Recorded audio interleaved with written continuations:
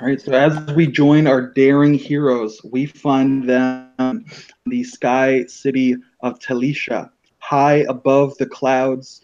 They have been summoned from their respective nations here by the sylphs to address a growing concern, a mystery that potentially spells the doom of all four races. The exact details are the matter of speculation at this point. It is only now that the council has put together, that the elders have gathered to shed light, to illuminate and elucidate on this threat. So you are on that sky city, the soaring sylph architecture of Talisha, designed for beings of very light weight, designed for beings who can flit through the air at times, who can descend easily from a great height. And far below that lie the stinking swamps of the Southlands, where they have their swamp cities. This is the last ambassador who has come forward now. You've already journeyed through the desert, through the canyon lands, and as we join our heroes, they are inside the great palace of the sylphs, of the sylph prince. The sylph prince who you, Micah, know very well, as he is indeed your own grandfather, Prince Isot Westgale. So it is soaring white marble columns, there's these beautiful plush chairs that have been provided for each of you, seated in a circle before contingents. Why don't we start off with you, Micah? What does your character look like? What is her dress, and what are her representatives, and what do they look like? Nava Westgale is wearing a blue robe, her darker shade than her light blue skin. She has white, wavy hair that's constantly kind of billowing and flowing about, even when there's no breeze in the air. On her side, she has a censer, like an incense censer, the one that you might see in like a Catholic rite. Although this one is dark and obsidian, clearly a O-red design, and she has that kind of tied around her waist. And on the other side, she has a very distinctive golden lantern.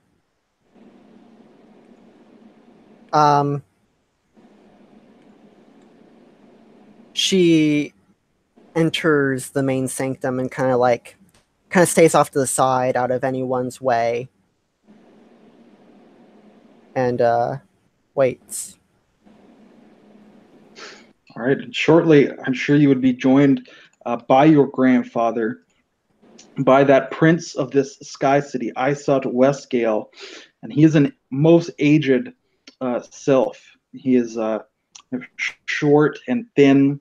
His skin is bleached white, as many sylphs are. He perhaps has some trace too that you can see, like wispy cloud stylized tattoos, very pastel, not harsh lines.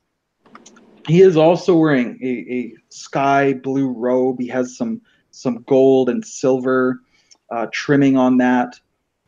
He has some very delicate silver jewelry, perhaps with some sapphires set into it. He has his long, thin, scraggly beard and very high forehead with this cloud of white hair, and much like yourself, to be constantly blown by winds that may not affect everyone else in the room. And the same too with his robes. And all of the sylph retainers tend to have the sky blue, the silver, the sunshine yellow color scheme. They have the flowing robes and the long, thin hair that's just blown about. So your grandfather approaches you, and he kind of raises his eyebrows. Granddaughter, it's a rare thing that you are to be early to a meeting. Allfather, I give him a bow. I, despite his frail appearance, despite his frail appearance and good reputation, I know he is a man to be feared, and so I very carefully like avoid making eye contact as I kind of bow. I thought this matter was of great importance, so I made a point of arriving early. It is. I wish only that the Oreads were as punctual, but they live up to their reputation, plodding, slow. Indeed, they do. Why don't we jump over to you, Saladin Amari? Is your character already present, or are you now making your entrance into this council chamber? And Uh, what do you look like? Saladin can just be entering. He likes to be fashionably late every once in a while, you know. or, um, but his appearance, he's got uh, he's got like charcoal colored skin. Um, his hair is short cut, but it's kind of spiky. Um, it kind of flows from like a yellow to white shade of color, like yellow to white flame, kind of. Um, he's pretty young looking. He's only you figure from his appearance, he's probably somewhere in his mid 20s. Equipment wise, he's pretty nicely dressed, um, being an Ifrit and wanting to kind of stand out a little bit. Um, he's got like a cloak, that kind of wrap cloak around his neck, and then it folds down his shoulders. Underneath that, he's got a brown leather duster, which when it like kind of when the tailcoats kind of flow back as he's walking in, you see there's a holster with his revolver in it. Um, Strapped to his back, he's got a pepper box rifle. Um, he also has a set of full set of leather armor on. Um, he's kind of loaded for bear. Uh, he kind of walks in a little bit quickly. He's a little impatient, despite being fashionable. He's also was not really informed of what was coming. I mean, he knows the basics that everybody else was told, but he's a little bit. He wanted to get started on this, but the lack of information has him a little annoyed. And Saladin is shortly followed by the Sultan, Nazia El Sami.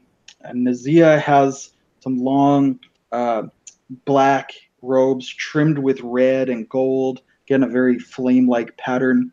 He has this big red beard, coal black skin, much the same as Saladin.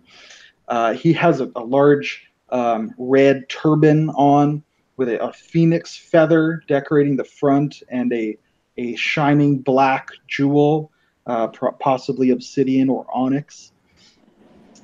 He has the big red sash belt across his stomach.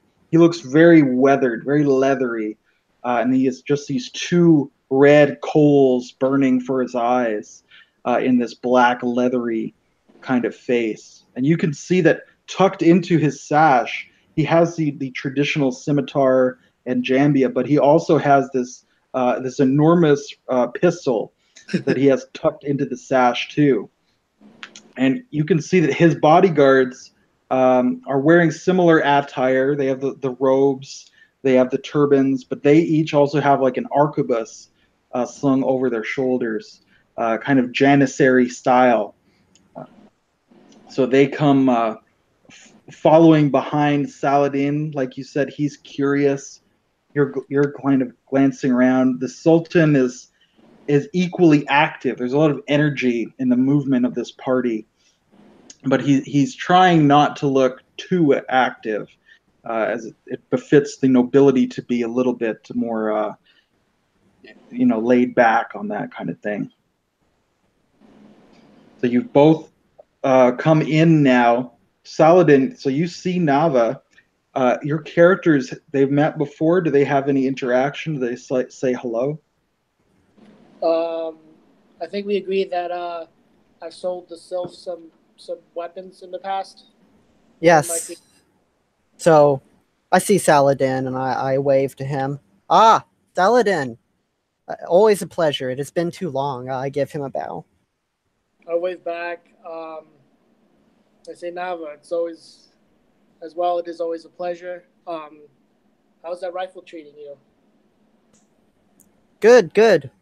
We've made some adjustments to your design, but There's an instant eyebrow raise at that. nothing major, I promise. Just something to help correct the projectile and the fierce winds that blow around our floating islands. His other eyebrow raises, but he accepts that he knows that you are much more familiar with the terrain here than he is. Um, but yeah, so he leans in closer, sort of away from the other two that are accompanied the prince and the sultan. Is it? And he asks, have you heard anything about this new threat? The sultan disinclined to inform me of any real information. Unfortunately, my grandfather does not tell me much. Well, I guess we'll find out soon enough. But you think with all this secrecy and urgency, they would tell us a little bit more? Well, I suppose that is why we are here today. I nod. I'm going to take a quick look around. So the Sylph and Ifrit parties are here. What about the Undine or the Oreads, I believe? They haven't quite arrived as of yet. They're just about to make their entrance. Okay.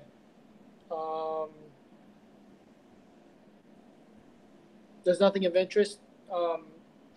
Like just waiting for the meeting to begin, I assume. Yeah, it's beautiful council chamber, huge, high vaulted ceiling, open air windows.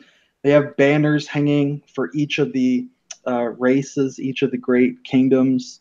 A green one for the Oreads, a red one for the Ifrit, a blue one, of course, for the Undine, and a gold banner. Easily the most rich and beautiful banner for the Sylphs, because of course the Sylphs provided these banners. I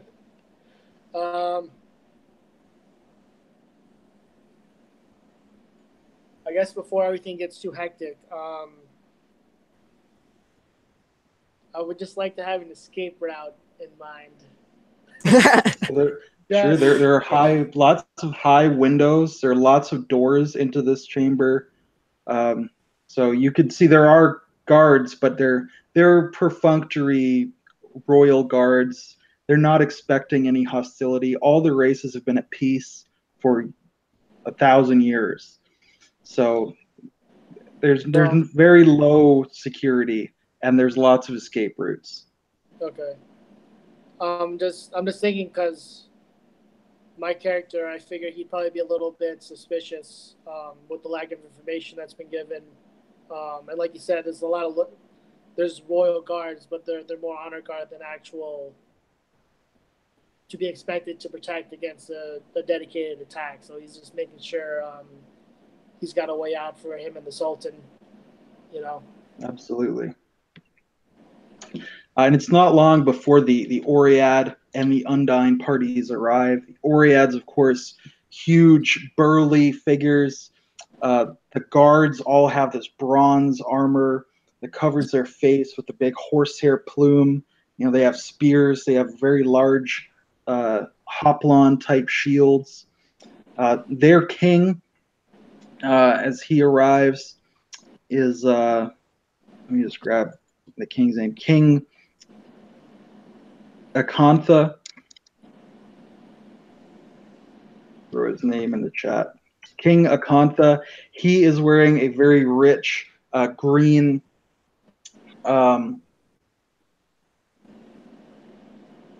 green toga which is wrapped over this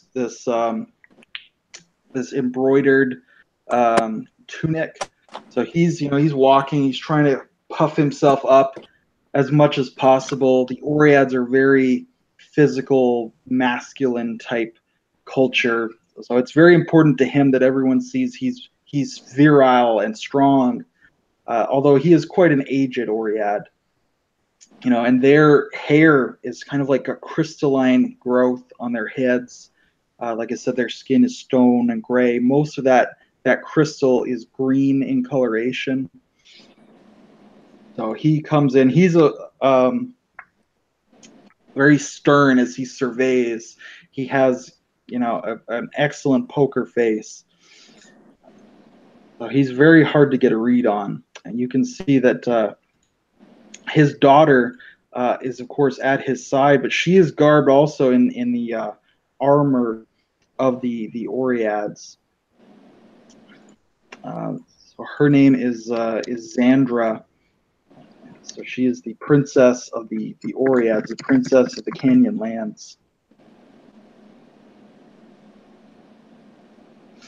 And the Undine party arrives as well, and they are quite a large contrast to the others. Everyone else has these silks, has jewelry, has metal armor. The Undines, as they come in, they're showing a lot more skin than most of the other groups, and that skin is blue, somewhat scaly. They're all fairly hairless. They have like fins and gills on their head. They have these big glassy fish eyes, but their skin is covered in tattoos, scarification. They have bone piercings, and their garments consist largely of these huge feathered plumes. They have these huge multicolored feather headdresses. They have these streamers hanging from bone mantles around their shoulders. They have all of these natural materials, dyed leather, feathers, bones, sometimes intricately carven bone decorations. So very clearly quite a different culture, different level of technology even from the others. And you can see that they have sent as their representative an aged shaman, the shaman Isa. And she is this bent crone who's kind of withered with age. She's leaning on this staff, which has a caiman skull, which is like a small crocodile skull on the top of it. And next to her is the first hunter, Galilahi, who is their champion. And you can see he is a very fit warrior type. He's not bulky and huge like the Oreads, but neither is he very lithe and thin like these sylphs might be. He's kind of a medium build, but clearly very, very fit. So that's first hunter Galilahi. So the parties have arrived, and perhaps with some pride, Nava, you can see your grandfather, Prince Isot, steps forward and calls the meeting to order. So he addresses everyone. He says, "It has been generations since all our four races shared one city, and my city is most honored to host this historic event. Talisha, I hope, has been to all of your satisfactions. But while that is a glorious fact, it is with grim tidings that we all are here. We have all seen mysterious loss. We have all tried to keep these events a secret, that they are shameful, that they show weakness. But I say this is no weakness, for it is no one issue. It is nothing confined to any one of us. It is something we must all share and face together. And he kind of steps back and looks at the Sultan, at the shaman, at King Akantha, to see what their reaction is. And you can see the shaman is nodding her head. Isa seems to hear the wisdom of these words. But King Akantha, Sultan Naziha, have a stone face. You know, literally in the case of the king, but they're betraying no emotion. And Prince Westgale seems somewhat annoyed at this. Shaman realizes the other two aren't stepping forward, and she does. She's leaning on her staff. She comes forward, dragging her feathered cloak behind her. The cloak is almost bigger than she is. It's a beautiful cloak, but it looks heavy on this ancient woman. Oh, sorry, you cut out a little bit there.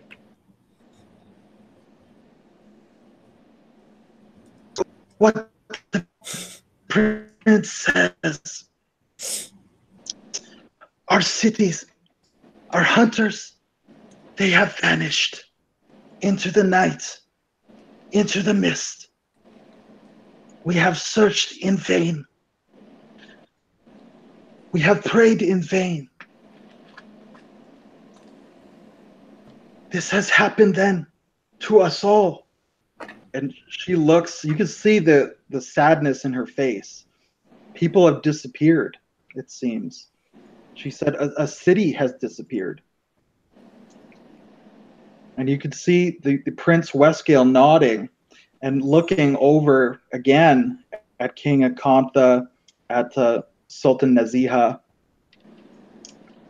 And the Sultan finally nods his head curtly, just once he nods.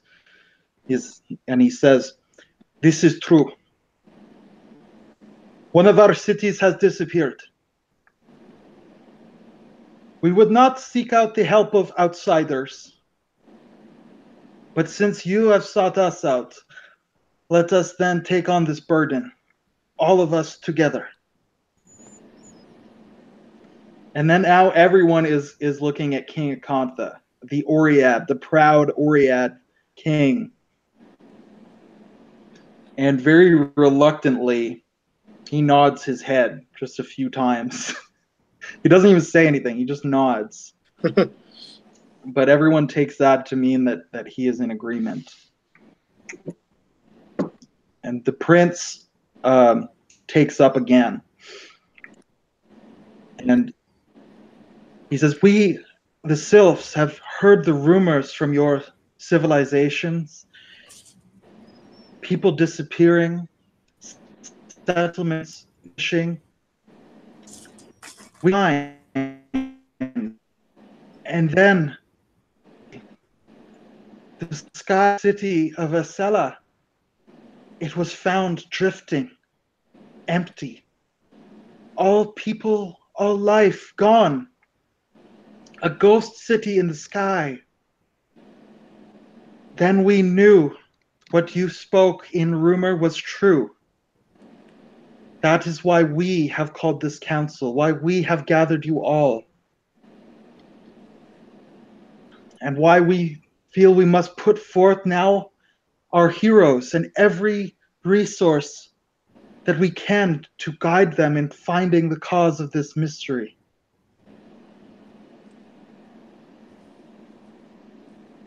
Do you two have any reaction to that? You've now been mentioned. Do you say anything? How do you step forward? The There's a quick thing. You've been cutting out on mine. I don't know if you've been cutting out on Piper. I don't know the name. Now you can How's just call your me connection, Micah. Micah? You are cutting in and out a bit, but it's not too bad. Brutal. I got the gist of it. I just want to let you know. I don't know what's causing it exactly, but yeah, you drop out for a little bit. Okay. I'm not sure. Maybe it's my end, although I can hear you guys just fine, I think. Yeah. Well, I got the gist of it. Actually, could you? But yeah, the prince has said we need to put our heroes forth. Do you guys do anything or say anything at that point?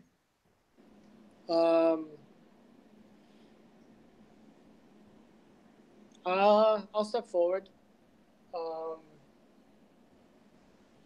I'll step forward a little cockily. I'll move my coat out of the way and I'll rest my hand on my revolver. If this truly is, if cities and people have truly been disappearing like this, then it is the job of the heroes then to stop the evil that's causing this.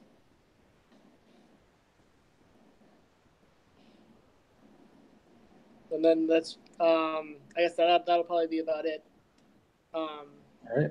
The Sultan will step forward behind you and he'll put his hand on your shoulder and nod proudly. And he will say, "It is very well said, Saladin. Let it be stated that the Ifrit were the first to step forward."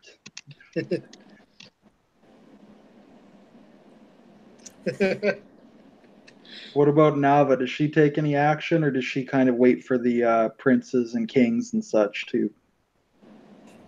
To be honest, my grandfather has always had a bit of a temper, as I saw quite well growing up, and so I'm but a simple merchant, I'm not even entirely sure why I'm here, so I just kind of keep my head down and stay silent. Although my eyes do linger a bit on Shaman Isa, as I have a great respect for her people, and my heart truly goes out to her for her loss. So I kind of look at her with sympathy in my eyes, but stay silent. All right. So Saladin has already stepped forth. Probably Isa, the shaman of the Undines, will nod her head, and she gestures back to the first hunter, to Galilaha, and she says, "Our first hunter will go. He will seek this mystery out, and he will slay it." She looks sad as she says that for some inscrutable reason, but Galilahi does step forward. He has his large wickerwork shield in one hand, and he has a spear in the other hand, and he nods his head, the feathers on his plume shaking slightly as he does so. "It will be my duty to see to the safety of my people." And next, of course, King Akantha of the Oreads steps forward. He says, "My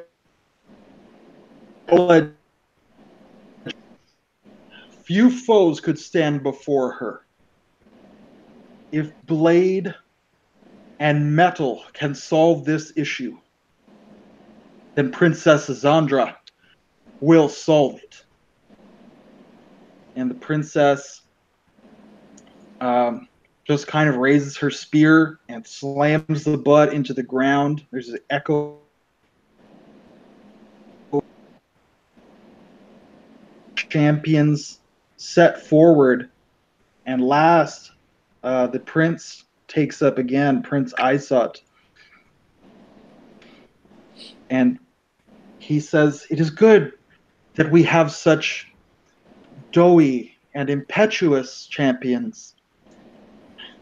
The Westgale family will, of course, put forth intelligence into this matter and leadership. My granddaughter Nava has visited all 4 lands, She speaks all 4 languages. And she, like all Westgales, is quick of thought rather than of deed. Under her leadership, this fellowship cannot fail. And everyone kind of glares at you, Nava. This is like a backhanded compliment. He's saying, okay, you guys are all really great at fighting, but you're stupid. And Nava's way smarter than you, and everybody just glares at you, Nava. What's your She kind of response? just kind of like shrinks back almost a little bit as like the Alright. entire council chamber like looks at her, and she like was not expecting to be like the focus of attention, and suddenly it's just thrust upon her. After a moment of hesitating, she kind of like quickly steps forward, because to show weakness in front of my grandfather, in front of the entire chamber, would be very bad for her. So she quickly steps forward. Yes, I will lead this expedition for the glory of the West Gales. Her blue skin kind of turns this kind of beet red color for a moment. So the council does continue. They start to discuss some of the details of what's been happening.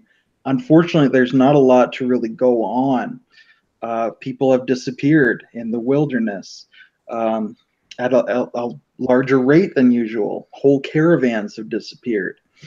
And cities have been found, much like that Sky City, completely abandoned. All life, even the pets, seem to have disappeared. And no one really knows why. So there are very few things to go on. They do discuss it at length, but ultimately there's just not a lot of facts that are known. And it is finally put forward that the closest ghost city is, of course, the Undine city, the swamp city, which is Uta Dabun. And the city of Uta is not very far, so it is decided that a sky sloop, a sky ship, will be put at your command, and that you should go and seek out any clues that can be found there, clues that might have escaped other people. Are there any questions that you ask during this portion of the council, or any theories that you put forth or requests?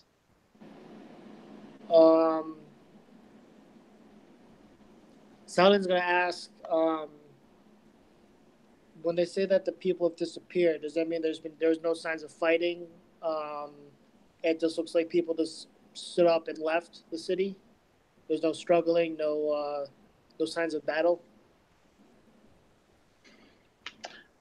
No, there doesn't appear to be any sign of battle or fighting or struggle or barricades or anything like that. It's as if they just vanished in the night.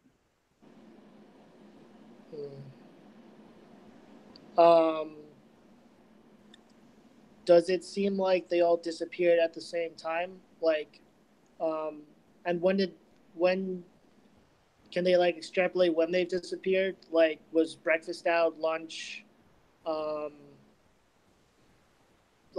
stuff like that? Like, was this like a night raid, or yeah? It's so isolated and so complete that they're not really sure on those points.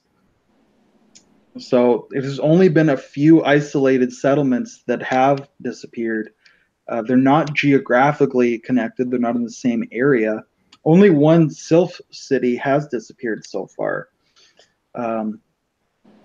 So they really don't have a whole lot of that kind of detail, unfortunately. It looks like it all happened at once, and there was no struggle. That's what it appears to them.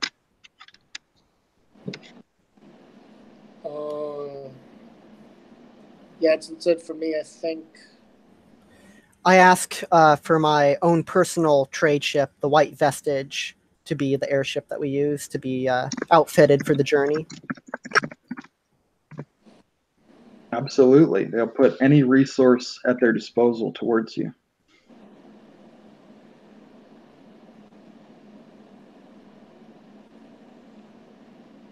How large of a crew does an airship usually have?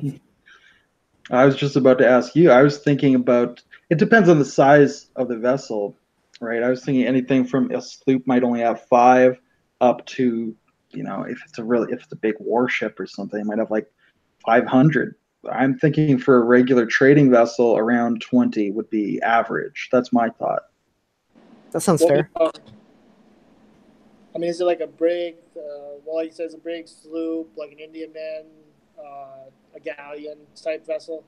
Those are bigger, obviously. The latter ones. Thinking like a cog. Yeah, that's what I was thinking. Something fairly light. Trades in like specialty goods and stuff like that. So it's quick. It gets to the destination fast. Is it armed? It can be outfitted. Saladin can help with that, being the gunsmithing master that he is. Definitely. Or at least improve what the Sylph, because now he felt a little challenged that they've made improvements to his stuff.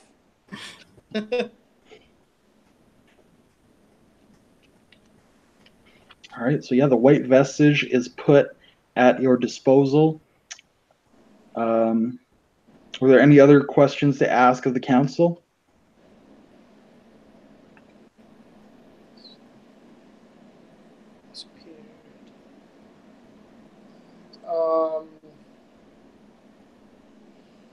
So I don't know when they disappeared. They just know they're gone. It all happened at once. There's no struggling. Do they have a sense of, like, a timetable of when these cities disappeared? It appears the first instance was about a year ago.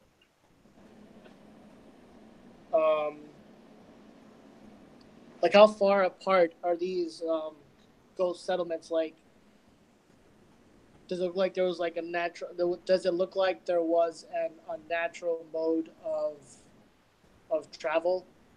Like say like the Undine city that we're about to visit. If it takes 3 days normally by airship, or something, you know what I mean? Like, did they raid a bunch of places that were very far apart that you couldn't usually do by our knowledge?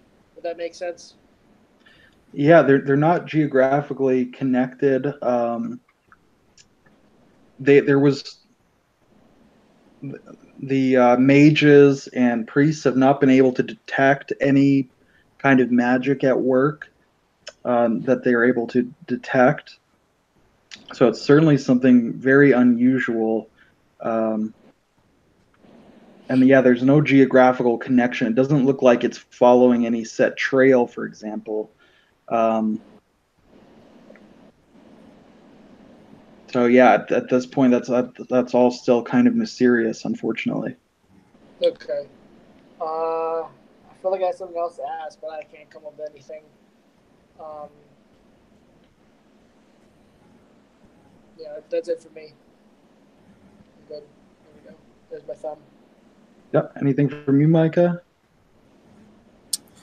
Nava's a bit suspicious of her motives, of her grandfather's motives for sending her on this mission, but she keeps her mouth shut and just kind of like nods her head.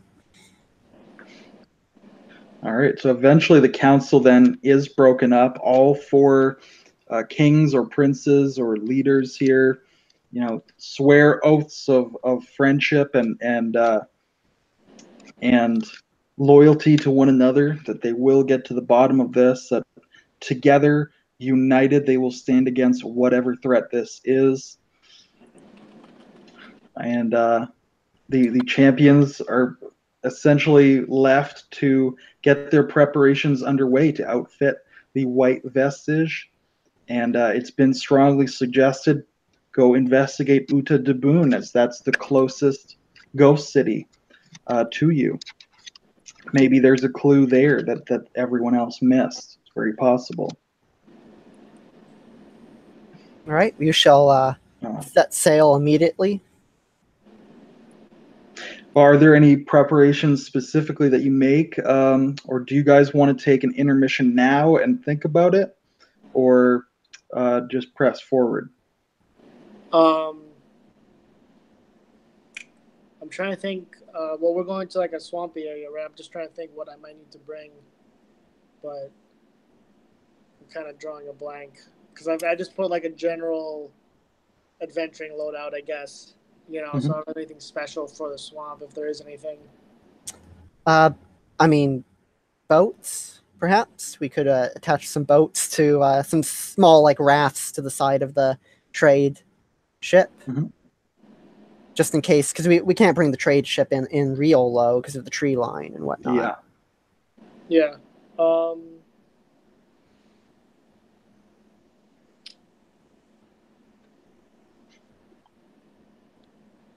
Yeah, I'm drawing a blank. Okay. What do I have? What am I drawing? Well, how about we take a brief intermission? We could think about if there's anything we need to outfit the white vestige with, or if there's anything we need to bring or prepare. Um, and we'll just reconvene in like 5-10 minutes. We could all hit a drink of water and maybe hit the bathroom and such. Sound good? Sounds Sound good. good. Right back. Okay. See you guys in just a couple minutes.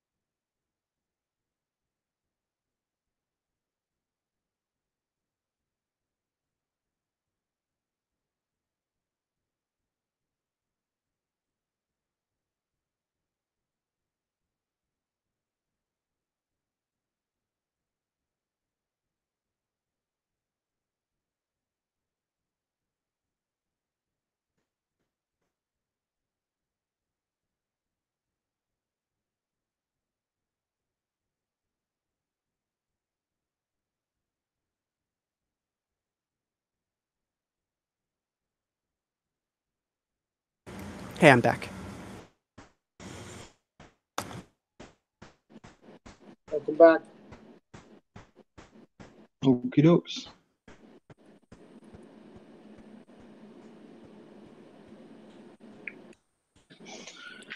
So is there anything that you guys specifically wanted to equip the white vestige with?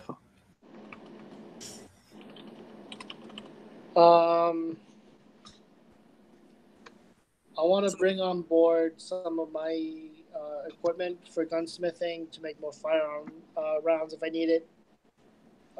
Black powder doses, metal cartridges. We should probably bring a couple of cannons as well. Yeah. If we have time, like depending on when we leave, I do. Saladin wants to improve the cannons.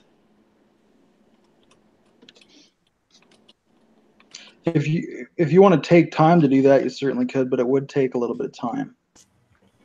Several days at least, I'd say.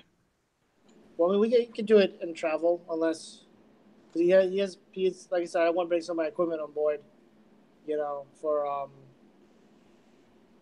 travel, like a little mobile laboratory, I guess, in a way, if there's space. Sounds good. What were you thinking for armaments? Would it have cannons or just deck guns, or what are you thinking? How big did we say the ship was, and how much room can we sacrifice from other amenities? Well, it's a cargo ship, so it has lots of room. Mm-hmm. I was thinking it had a crew of about 20. So I was thinking, maybe that would be like 7 guns, like 7 cannons at most. What do you guys think? That sounds good. We're not like using it to transport any like goods, so No, you got lots of room. We can do 8, I guess. 8 on four to either port to starboard. Actually, Sure. What do the Slifs? Sylph. Sylph. That's what it is. That's the name of my race. There you go. What do the Sylphs usually trade with the Undines? Well, the Sylphs don't really make a whole lot themselves, but they trade goods from the other 3 species amongst the other 3 species. So the Undines get a lot of wood, spices, leather, food. So they export that, and from what they want is stuff from the Oreads and Ifrit. The Oreads make a lot of metal goods and some stone carvings. Mainly metal goods is what they want: jewelry, weapons, armor, tools. The Ifrit have a lot more magical stuff: potions. Magical items, trinkets, wands, scrolls, books, that kind of thing. Medicine. So originally I was going to say let's keep the ship empty. We can travel fast and light, but we may need to deal with the locals, and so I think it would be a good idea to bring some trade goods with us. Good idea. With that in mind, I will have some crates of medicine from the Ifrits loaded onto the ship, as well as some metal goods from the Oreads.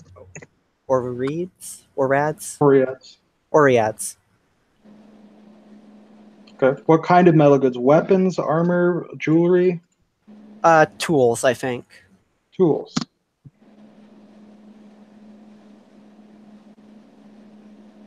All right. Sounds good. So you got medicine, you got tools. Those are your trade goods. You got 8 guns mounted. You have a gun forge from Mr. Saladin. 20 crew members. And we should bring plenty of spare firearms as well. I was about to say, do we have enough? Do we have enough to like give them like arquebuses or muskets or whatever to the crew? Because we don't know what we're facing here, so I want to be. Saladin does not want to be. Well, if you got 8 guns, that's a gunner and a loader for each one. So that's 16 members occupied. Sure. But you could have the small arms, also, but it's just you'd have to allocate the crew. So if you got, for example, within grapple range of someone, if they were on deck, obviously you don't need the gunners at that point. You can give them rifles. I'd probably say blunderbusses, just for that, because then that's really. Yeah. If I guess it's up How to many you. are you thinking? I guess it's up to you. Like, did the selves, or did I bring enough firearms to basically just put like a gun rack so everybody has a pistol or everybody has a blunderbuss or something, and some ammunition? Yeah, I'd say you could, but how many do you want? 20. I was about to say 20, 20 but if we're limited, I guess at minimum at least a pistol for every gunner or something, Okay. No, we can say 20 blunderbusses and 20 pistols. That's fine. Okay. They could also function as trade goods if the Undines don't want medicine or tools. So they'll take firearms. That's for sure. Do we have enough time and space to put some swivel guns up on the top deck, or are we loaded up already? Like you could have the small swivel guns that aren't necessarily like pre-mounted, but I don't know if you need those if you already have the blunderbusses. Really, you already got 8 cannons. Yeah, I guess that's fair. That's probably a little over prepared. They were kind of in a rush, Well, it's just how heavily armed do you like that? That'd be a lot of armament at that point. It's already quite a bit. I mean, to be fair, whoever is doing this has disappeared cities and towns and people. I think they got a couple bullets at least coming at them. Yeah. Nava, are you the captain of this ship? Is that correct? I am. Okay, so what do you guys could discuss that in character? What would Saladin would come to Nava and say, not Nava, we need 2 guns for every man plus a cannon for every man. What would this discussion look like? Well, I defer to your firearms expertise. You certainly know your goods better than I would. We need all of the guns. I would say that I hope we do not. This ship is built specifically for speed. I do hope we don't sacrifice too much of that for the cannons and the firearms. Well, it's just I'm kind of thinking ahead here a little bit. Unless this is all some grave misunderstanding, we are going to be dealing with a group or an entity that can disappear cities not even overnight, apparently. So that is true. In that case, perhaps we should bring a couple crates of explosives as well. I like it. Saladin approves. He's not quite an explosives expert, but he'll make do. So we'll bring a crate of TNT or something like that. Do you want to bring some Ifrit Janissaries then? Some like Sky Marines? If we have the space, because I was just going to say that the last thing that I personally thought of was if we could somehow reinforce the new gun deck to withstand the recoil in case that ever came up. The recoil wouldn't be a problem. All right. I mean, if we have the space, I wouldn't be opposed to having at least to guard the ship while we're away. But I won't push for it. I'll leave that up to Nava or to you. I would not be opposed to Sky Marines. So I can see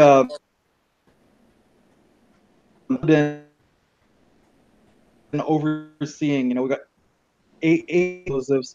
I could see like Princess Xandra is like watching this, watching them load all this stuff on the ship, and she'll go over to Nava and ask her, Nava, What is the meaning of this? Well, it's best to be prepared. We have no idea what we will face in the swamps, and I've been there before. There are some very big gators out there. You are not concerned to have this many Ifrit on board? Sounded To kind have of them so well armed? Actually, I'm more concerned about the ORADs. Hmm. So Xandra will kind of humph and just turn around and just walk away in a huff.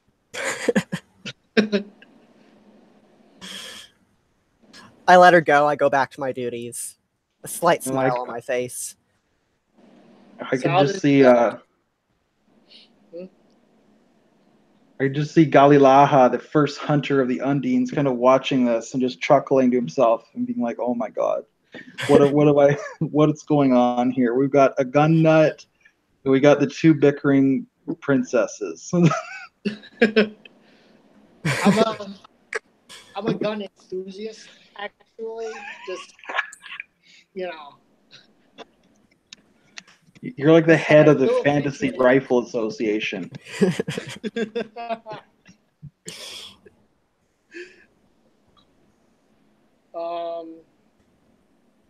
I can't really think of anything else I'd want to add. I'm not sure.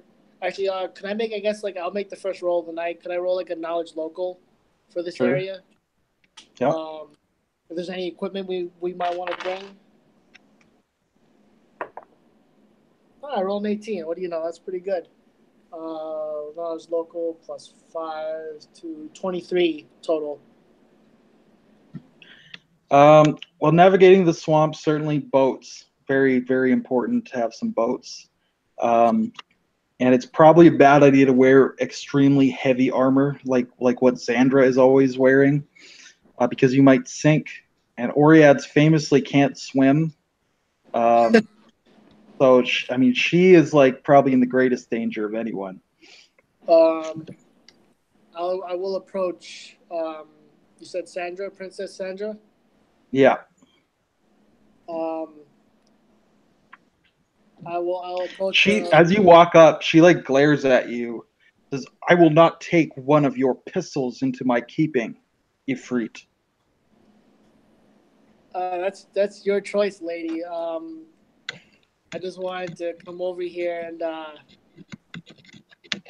suggest to you. I would be careful wearing such heavy armor in the swamps. You wouldn't want to sink and become fish food. And might I advise to you that you take on heavier armor, or it would be a shame if you were made into snake food. Well, that's the good part about wearing light armor. I can move out of the way. And at least I can swim. And she's like enormous. She's like 6.5 feet tall. She's completely jacked up. Obviously the stone skin, the crystal green hair, but she's wearing her armor anyways. So it makes her look even bigger with this big horsehair plume up on top. So she's like, how tall is Saladin? She's huge. He is not 6'5". He is about he's like 5'7", 5'7.5". About Yeah, so she's like close to a head taller than him. So she's like just looking down on him and scowling. I mean, Saladin just shakes his head. It's like it's your decision. I just wanted to keep you informed of the dangers. I wouldn't want the Oriads to be the first to lose their champion. That would not look good, would it? I'm well aware of the dangers of this foreign land, and I fear them not. Saladin just holds his hands up. It's like, all right, we're supposed to be. I've done my job to inform you. You make the best decisions you can make, and then he'll walk off. All right. He's gonna. Make a perception check, Saladin. So that's only a 14. At least I got perception. 14. Well, that's very good. 21 total. As you're walking off, you can see she looks just a little bit nervous, and she reaches like under her breastplate, and she has what looks like a pearl tied around with like some leather thongs as a necklace. You can see her kind of gripping this pearl in her hand. So you're an Ifrit. Do you have any kind of knowledge, arcana or spellcasting or anything like that? Me personally, I do not. Yeah. Okay. I only have But yeah, knowledge of local. That might be a local trinket, perhaps. But other than that, I would have no clue. Yeah, I wouldn't say so. But you might find it a little bit unusual. It's you know, pearls come from the swamp, from the undines, from the ocean. Usually the Oriads wouldn't wear that. They like metal. They really like metal and gemstones. So it's a little bit odd. Certainly would catch your eye. I will log that away for future reference. I guess after we're done with the roster preparations, I'll approach the Undine representative. I forgot the guy's name. Galilahi. Yeah. So Galilah, he's very kind of laid back. He's just observing what everybody's doing. You know, he's no longer wearing his huge plumed feather headdress. He's just got some leather, like a leather vest on, leather pants. He's barefoot. You can see, like most Undines, he has these webbed toes, webbed fingers. He's got a bracer on one arm. But he's just kind of hanging out. He's got various like fringes and tattoos and necklaces and such going on. But as you approach, he smiles and bows politely. I bow my head in return. Master Gunner, how are you this morning? I was better before I was informed of the disappearing cities. Not exactly pleasant to find out, and I do wish I had known before. Perhaps we could have done something sooner than a year. Yes, you Ifrit enjoy your secrets, do you not? My own people have known of this threat for some time. We have entreated the Sylphs for aid, and they ignored us. They said our cities merely sunk into the swamp. Saladin raises an eyebrow at that.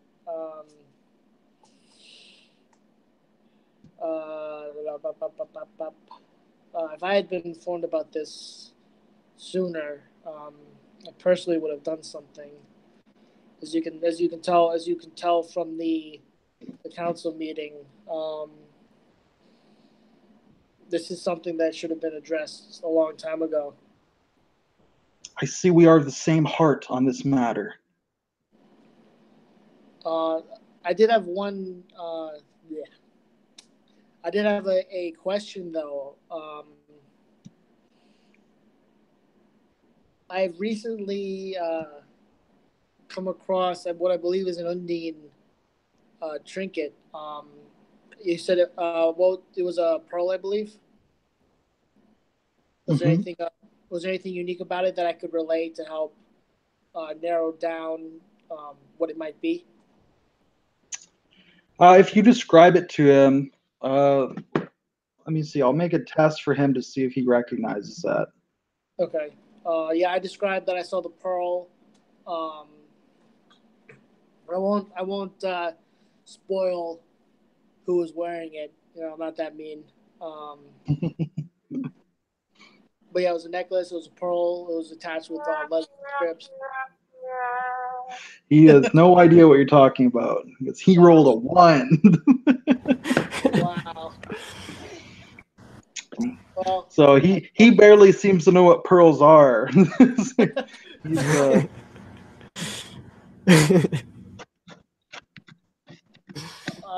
actually, I just thought of something. Does Gali, is that his name? Yeah, it's Gali Lahi, but Gali is great for short. That's Okay. fine. I want to ask if Gali is familiar with the area that we're going to, or if we need to find. Well, if we have the time, if we could find a guide that is familiar with the region. We don't want to get lost or not find the most efficient way if we could possibly save these people if they're not dead. Yes, Saladin, I myself have often visited Uta Debun. I will be able to guide us there. I must warn you, of course, that the swamps of my people are treacherous, especially for outlanders. Boy, I smile. That's why I wanted to have a guide for such a reason to help us avoid as many of these as we can. We are not here to fight We're not here to fight nature, but to find out what's find out this the nature of this threat against the four kingdoms. One must never fight nature, for it is a losing proposition. We must attempt to flow with nature and let the landscape take us to Uta Debun. That is the safe route. Sounds like a plan then. Um, I think that's it for me. Nothing else really comes to mind that I need to do. At this point, Nava will stride over. Well, Saladin, Gali, I think we're just about ready to take off. I trust you have gotten all your equipment aboard. That's directed at Saladin. Um, people still send out fireworks over here. He thinks about it for a minute. I believe everything's set. All the cannons have been placed, cutouts for them. The workshop is set up in the cargo hold. I think we're good to go. We need a boat. Yep. Yes, I've gone to the liberty of attaching two canoes to the side. All right. Yeah, the first hunter has inspected these boats. He finds them acceptable. They're clearly not what his people would build, but he does believe they're watertight and navigable. So that's good. Excellent. Yeah, if everybody else is prepared, I think we can begin our quest. I thank you for your inspection and your expertise, Gali. Well, thank me, fair lady, when I am able to navigate us safely to Uta Debun. As I say, the swamps are treacherous. Fair enough. And amidst the fanfare and fireworks, we depart. Well, I'm actually thinking your patrons will pull you each aside before this. Perhaps, Saladin, this is a little while before, while everything is being loaded and prepared. The Sultan, Naziha El Sami, will kind of take you to the side. He has this silk bundle that he's holding in his hand, and he puts his arm around you, and he says, I know, I have great confidence you will be able to represent our people, that you will be at the very crux of the solution to this mystery. And as the great prince of the sky said, this will require intelligence to solve. It is for that reason I have a gift for you, most precious. And he unwraps this silk bundle, and you see this perfectly round crystal sphere. This is a crystal ball. It will let you see, Saladin, what others cannot see. It is the gift of far sight, and I place it into your hand now. I hold out two hands to make sure I don't accidentally drop it. Whoops! Smash.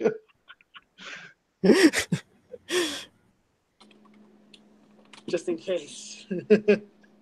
What do you say to the Sultan? He's given you this very rare and powerful gift here. I bow my head in thanks. This is a tremendous gift, my liege. Um, I will ensure that it is put to good use in solving this crisis that we are faced with. Um, and rest assured that um, the Ifrits will be known for having led the charge against this threat. That is what I will like to hear when you return in triumph.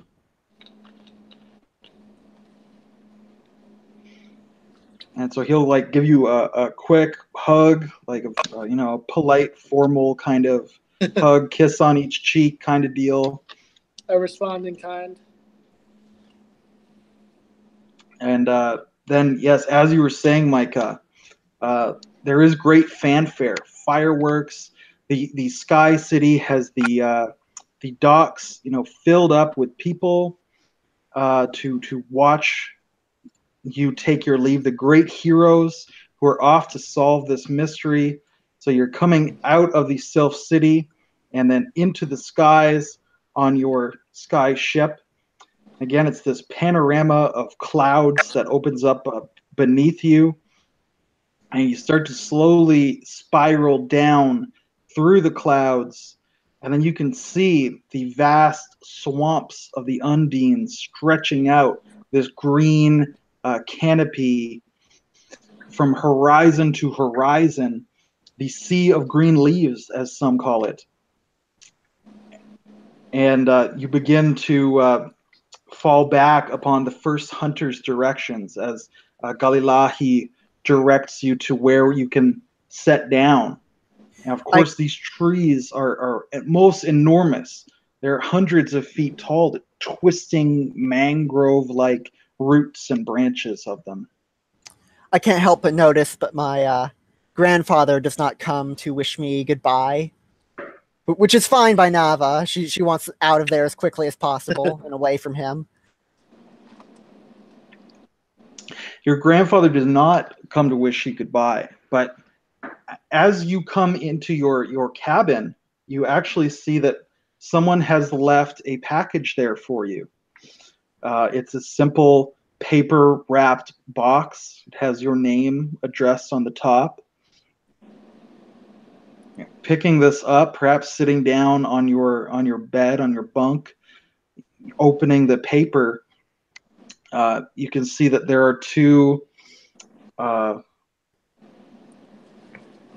very unusual looking shoes inside. They appear to be shaped like the paws of a cat, like a leopard or a jaguar. They're spotted. They're a little bit gaudy, in fact, for your liking. But there is a note with them as well. You recognize your grandfather's hand. He has written this personally. So Prince Isot writes to you, Nava, and he says, "Dearest granddaughter, I hope that this quest fulfills not only a destiny of our people, but a destiny within your heart as well. Take these boots to speed you on your way, and come back to us a more mature vassal." And then he signs it at the bottom. So he refers to you as vassal at the end of the letter there. But with his note there, with his wording, you actually believe these are boots of cheetah speed, the boots of speed. So they are actually a powerful heirloom of your house. It's almost strange to you that he didn't present them in person. Why would he write a note instead? Maybe he didn't trust himself not to betray some emotion, maybe. Who knows? But what's Nava's reaction to that?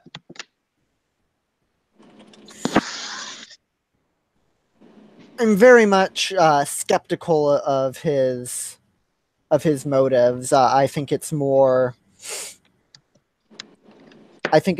He expects me to succeed at this. For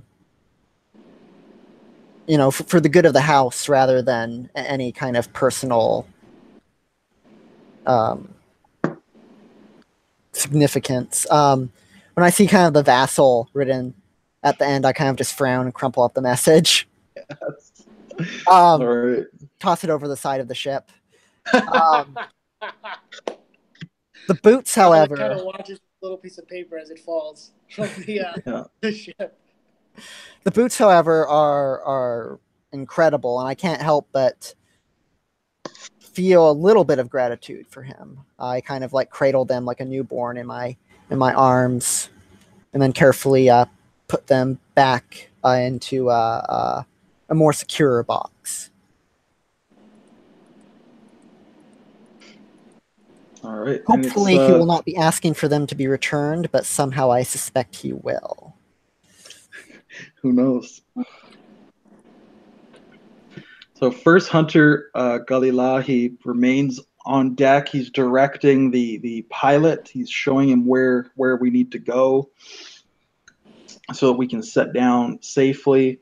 Princess Xandra is at first she seems kind of sullen. She looks over the side and her eyes get really wide, and she kind of steps back and kind of stays in her cabin for a little while. You get the feeling maybe she's afraid of falling or she's afraid of heights. Oreads don't like to leave the ground.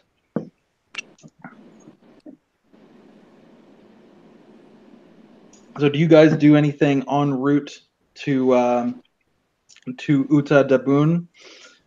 Do you seek out your companions to talk to? Do you make any final preparations? You're now underway on the White Vestige. Do you want to go first, or? Yeah, there's a kind of sponge that grows in the Undine swamps that can be brewed into a tea, and many life sailors use it to help with seasickness or air sickness, I suppose, when first imparting the voyage. So I will brew a mug of that and take it to Princess Xandra. Personally, I knock on her door. All right. She seems suspicious at first, and then when she hears, that you brought her this tea to help her air sickness, she actually seems to warm a little bit. She seems genuinely touched. She's thank you, Nava. I would not have expected such kindness of your people. Of course, you are part of my crew now. We must work together to defeat this threat, or whatever it may be. It is not, and she takes the tea and she's sipping it. It is not so much perhaps my stomach, but my head as I look down at that drop. And all the green, not a trace of stone anywhere. It is a very strange place to me. There is still stone around. It is just buried under the ground. You just have to scratch the surface a bit to find it. Yes.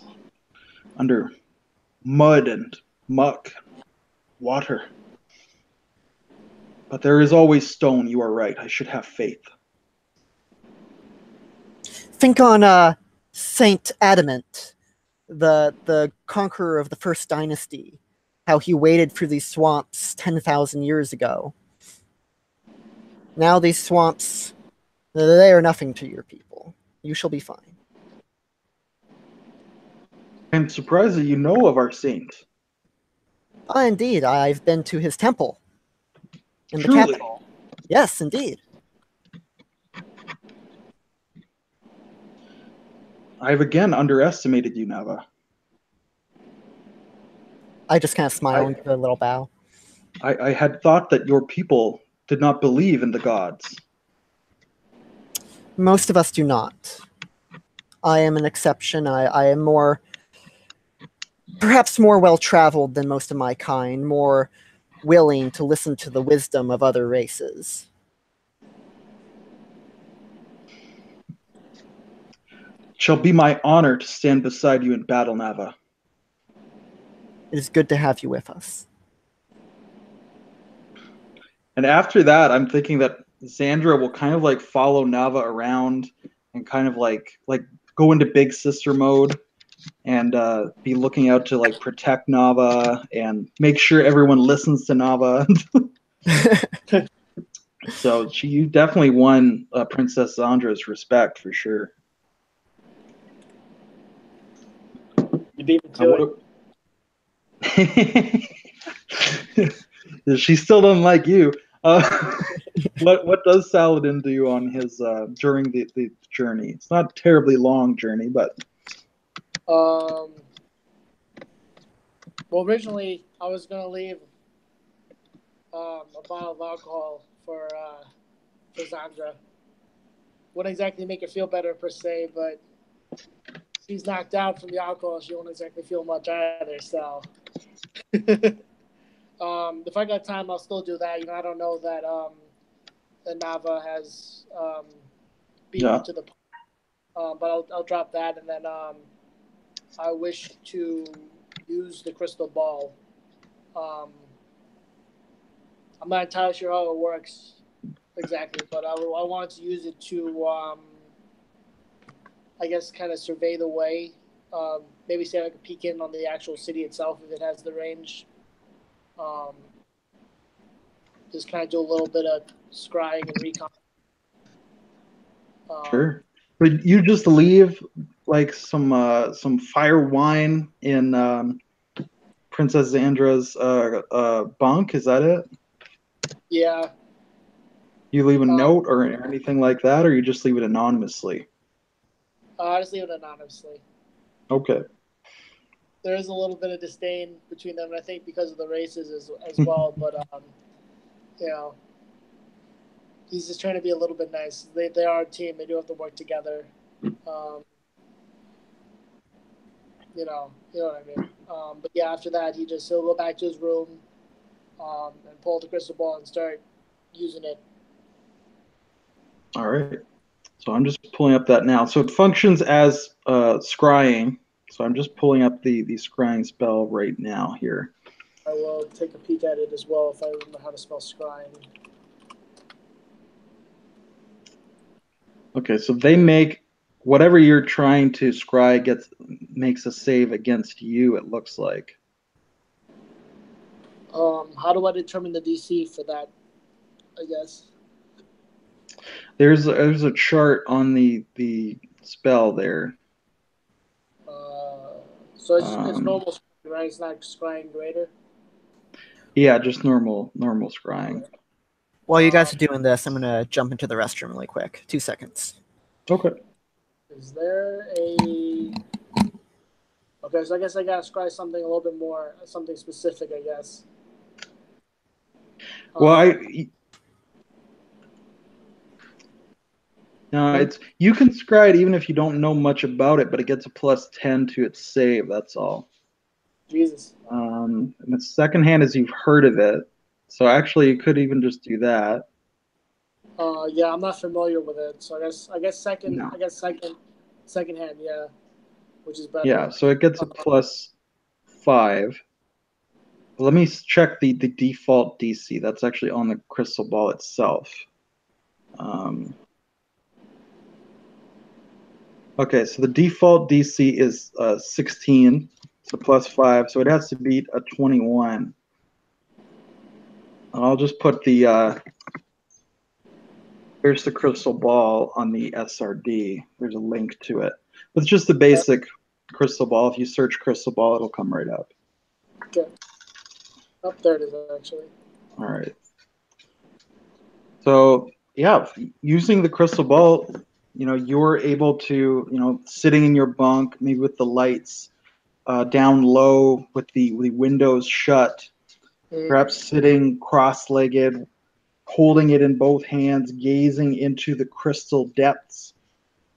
You're able to see this swirling fog form inside the ball, and through the fog you're able to gaze, and you're able to see these trees emerge, these roots. It's as if you're coming up from underwater, from beneath the massive mangrove roots, and you're able to come up through the water in your vision, and you're able to get a view of this city, the city that's built in and among the roots of these enormous towering mangroves.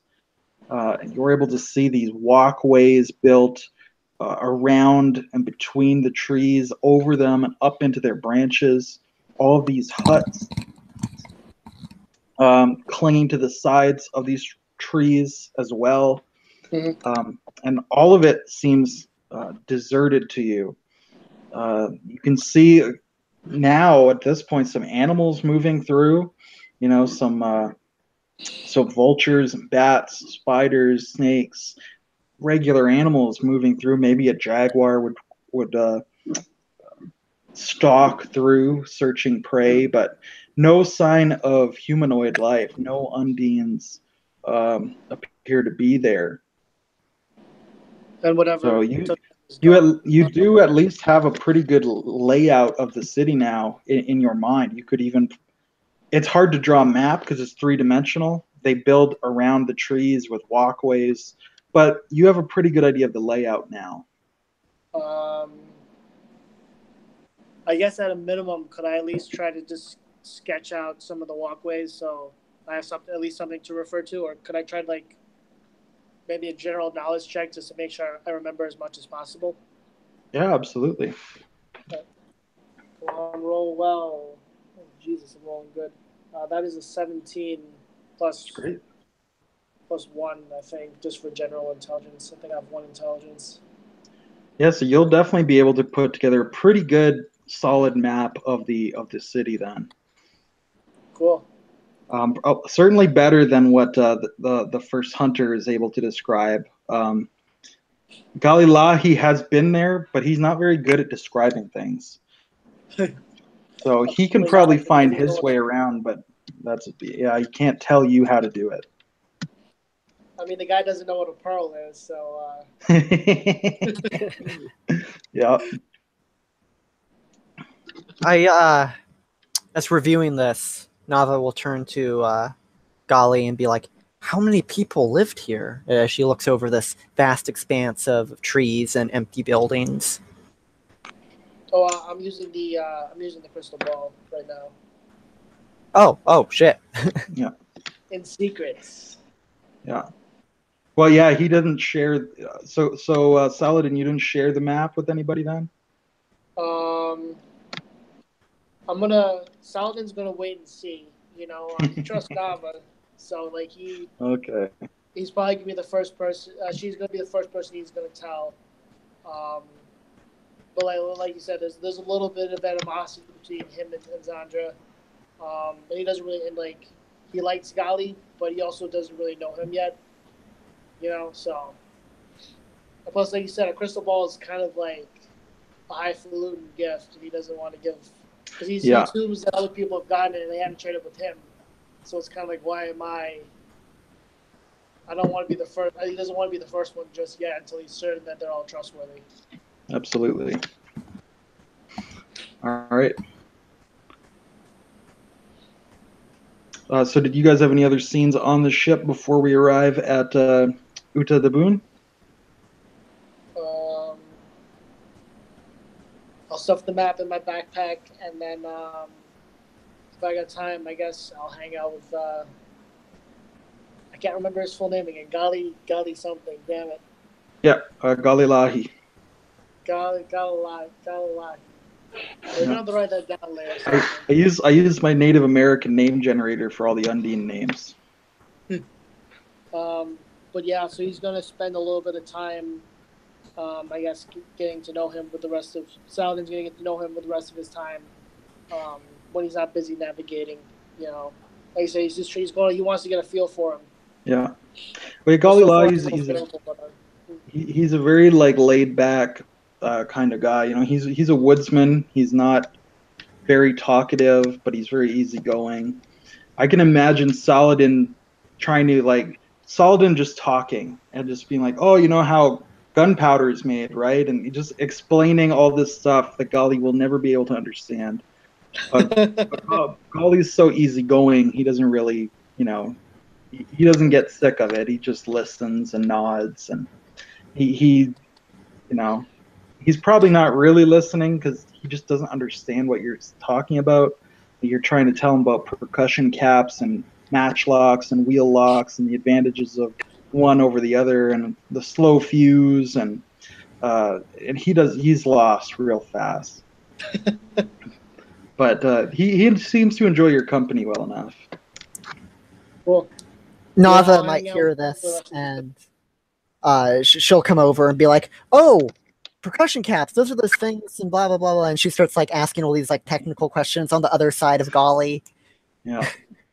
So then it's like, yeah, you two are talking. Golly is kind of sitting nodding, and then imagining like Xandra has followed you over, and she's just glaring at Saladin as if she's daring you to contradict anything Nava says about firearms.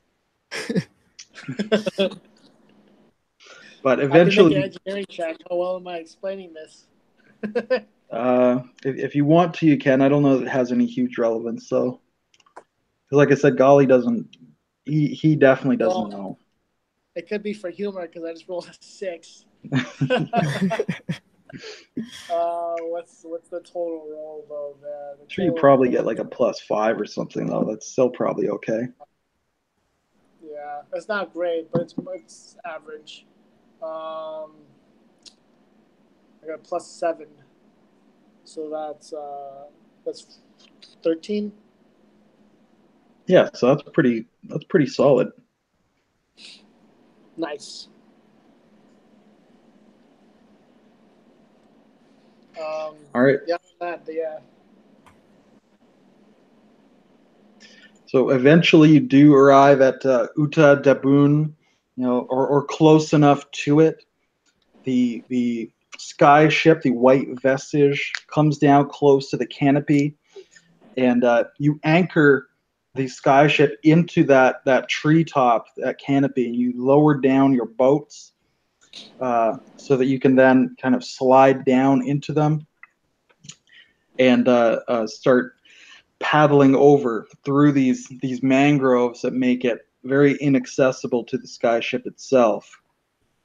So you're paddling through. Is it just the four of you, or have you brought any other companions with you? How many people can the canoes fit? I'm thinking you could probably put like 4 people per canoe, so you could bring another 4, maybe some of those Ifrit Janissaries, perhaps, or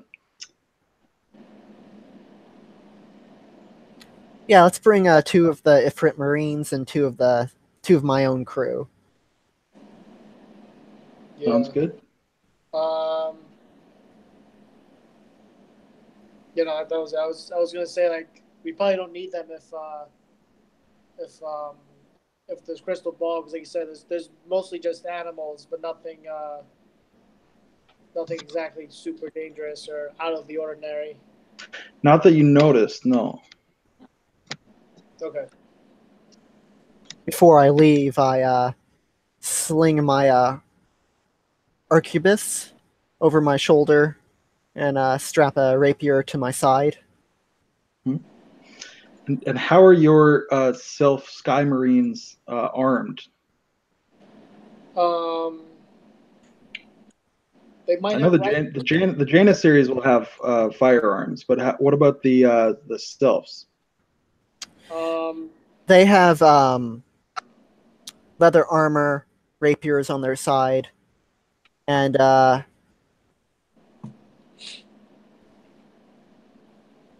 pistol each, since we brought the firearms. Okay. Yeah. Well, now,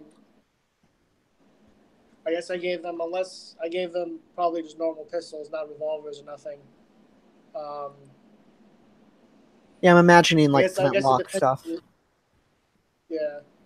Well, I mean, because right now, Saladin does have a revolver, and he also has a pepper box rifle,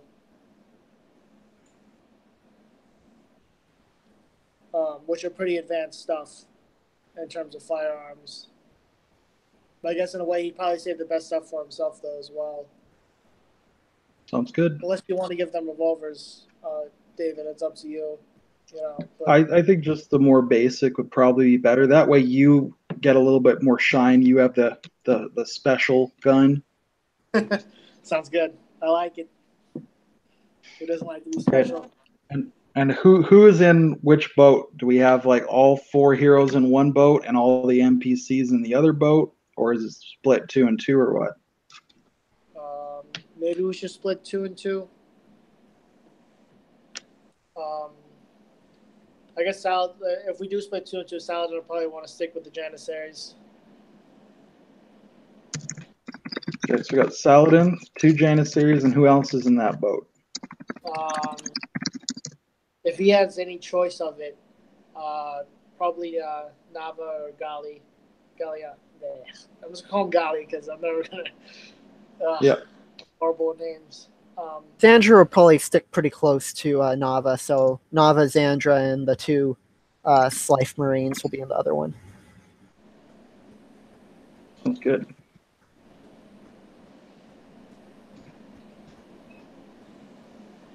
Okay. So then, let's see. So Saladin and Galilahi, your boat will be in the lead as you're heading forward because Galilahi is the guide. So he wants to be able to look forward and see if there's any kind of threat. So you guys are navigating. You know, you won't have a sail, obviously. You have canoes. So you don't have a sail, but you're navigating through this narrow channel, through this, you know, eerie underbrush. If you're not an Undine and you're not used to these huge roots and this ceiling of leaves and branches so high over your head, be very alien for you. The water is very murky and muddy. There's a lot of strange animals on the banks, you know, crocodiles, anacondas, capybaras, all kinds of strange things you might not be familiar with. Maybe maybe in the distance you think you see like a Allosaurus or some large dragon-like creature slithering or sliding into the water. So it is twilight under this canopy. It's a lot darker.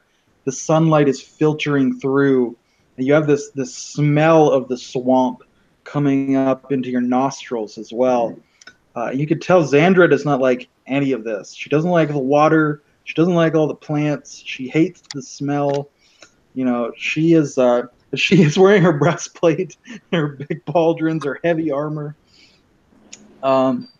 She has probably been dissuaded from bringing her huge with like a. Oh, you cut out there. Yeah, we lost you for a second. Oh, you're still kind of cut out there.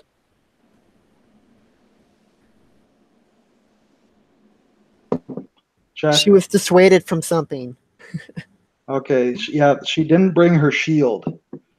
Okay. So she has a spear, not her shield, and she.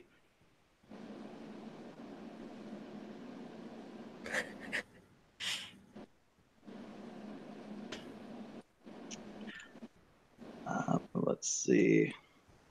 So I'll get you guys to make perception tests as Gali is directing you. You're paddling forward, or the sylphs and the Ifrit are paddling forward for you, rather. So what do you see going on around you? I would like to say that Nava, who's at the front of her canoe, will pull out her lantern and light it. Okay. And it's actually an Ifrit lantern. And Saladin may not realize this, but this was a lantern used by what's his name? Sultan Elam V, a long dead ruler Nice. way back when. Sultan's Lantern. Interesting. What do you guys? Sorry, what? Yeah, what do you guys have perception? Are we rolling perception check? Yes, sir. Yeah, what do you guys have for a perception test? I rolled a 7 + 7, so 14 total. Okay. Does the light from the lantern give any bonuses? I don't think so. No, Okay. I don't think so. Unless it's a magic lantern. Kind of magic, but perhaps not in that way. What kind of magic? So essentially, it's an implement. I use it to channel magic and whatnot. But it in itself is not magical. It's more me channeling psychic focus through it. Well, I'd have to defer to you on the exact mechanics of that. Does it give you a bonus? I'd say probably not, because it's just giving off normal light. It's not. However, on my perception roll, I got a 20, not a natural 20. Okay, perfect. I didn't see jack shit compared to you.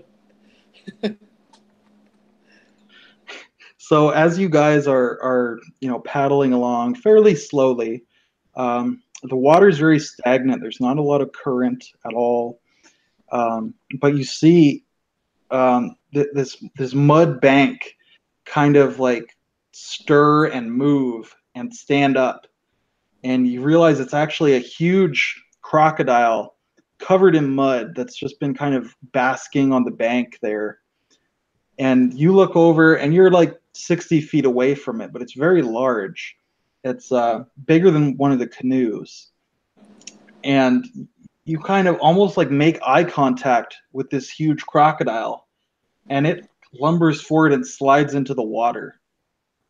And you guys are like maybe starting to paddle a bit faster, and you realize you could see its wake where it's swimming, and it's swimming directly towards the canoes. Oh, God. So what do you guys do? Do you try to outrun it?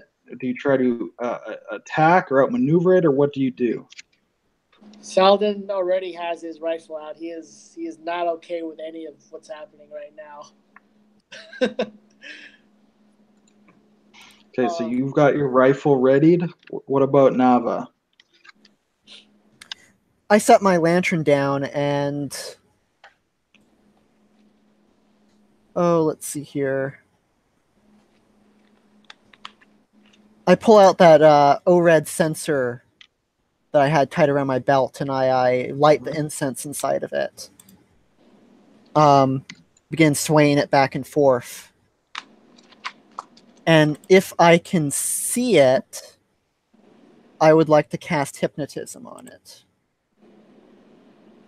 Okay. So go ahead. So he makes a save, is that right?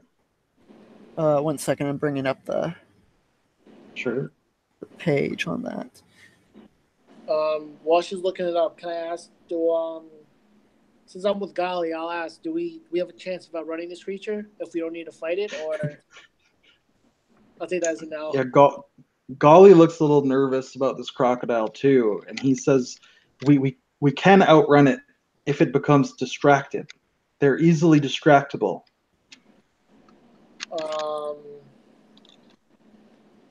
Can I take, if the hypnotism doesn't work, I would like to take one of my gunpowder doses. How do I want to do this?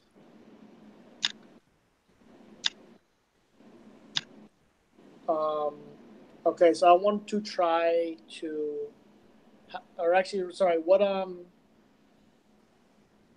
what kind of space are we looking at? Like, how big is this waterway that we're going through, and how far away are these, like the bank, I guess? The waterway is about 120 feet wide. You're about in the middle, so the bank's about 60 feet on either side.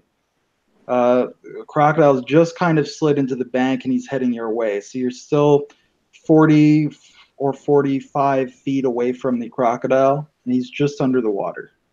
I hope we don't have to climb anything soon. I'm gonna take some of my rope. Um, I'm not sure how much time we have before things come at us, but I'm gonna try and rush, take some of my rope, um, take some of these. I don't want to do this. I guess I'm gonna lose my powder horn, but I don't really need that anymore now that I'm not using a musket. I'm gonna fill it with a few doses of gunpowder, and then I'm gonna tie it to the grappling hook and the rope. I'm gonna cut it, say 20 feet, and then so if we're in the middle, and then sorry, which way is this thing approaching from? From your right-hand side. From the right-hand side.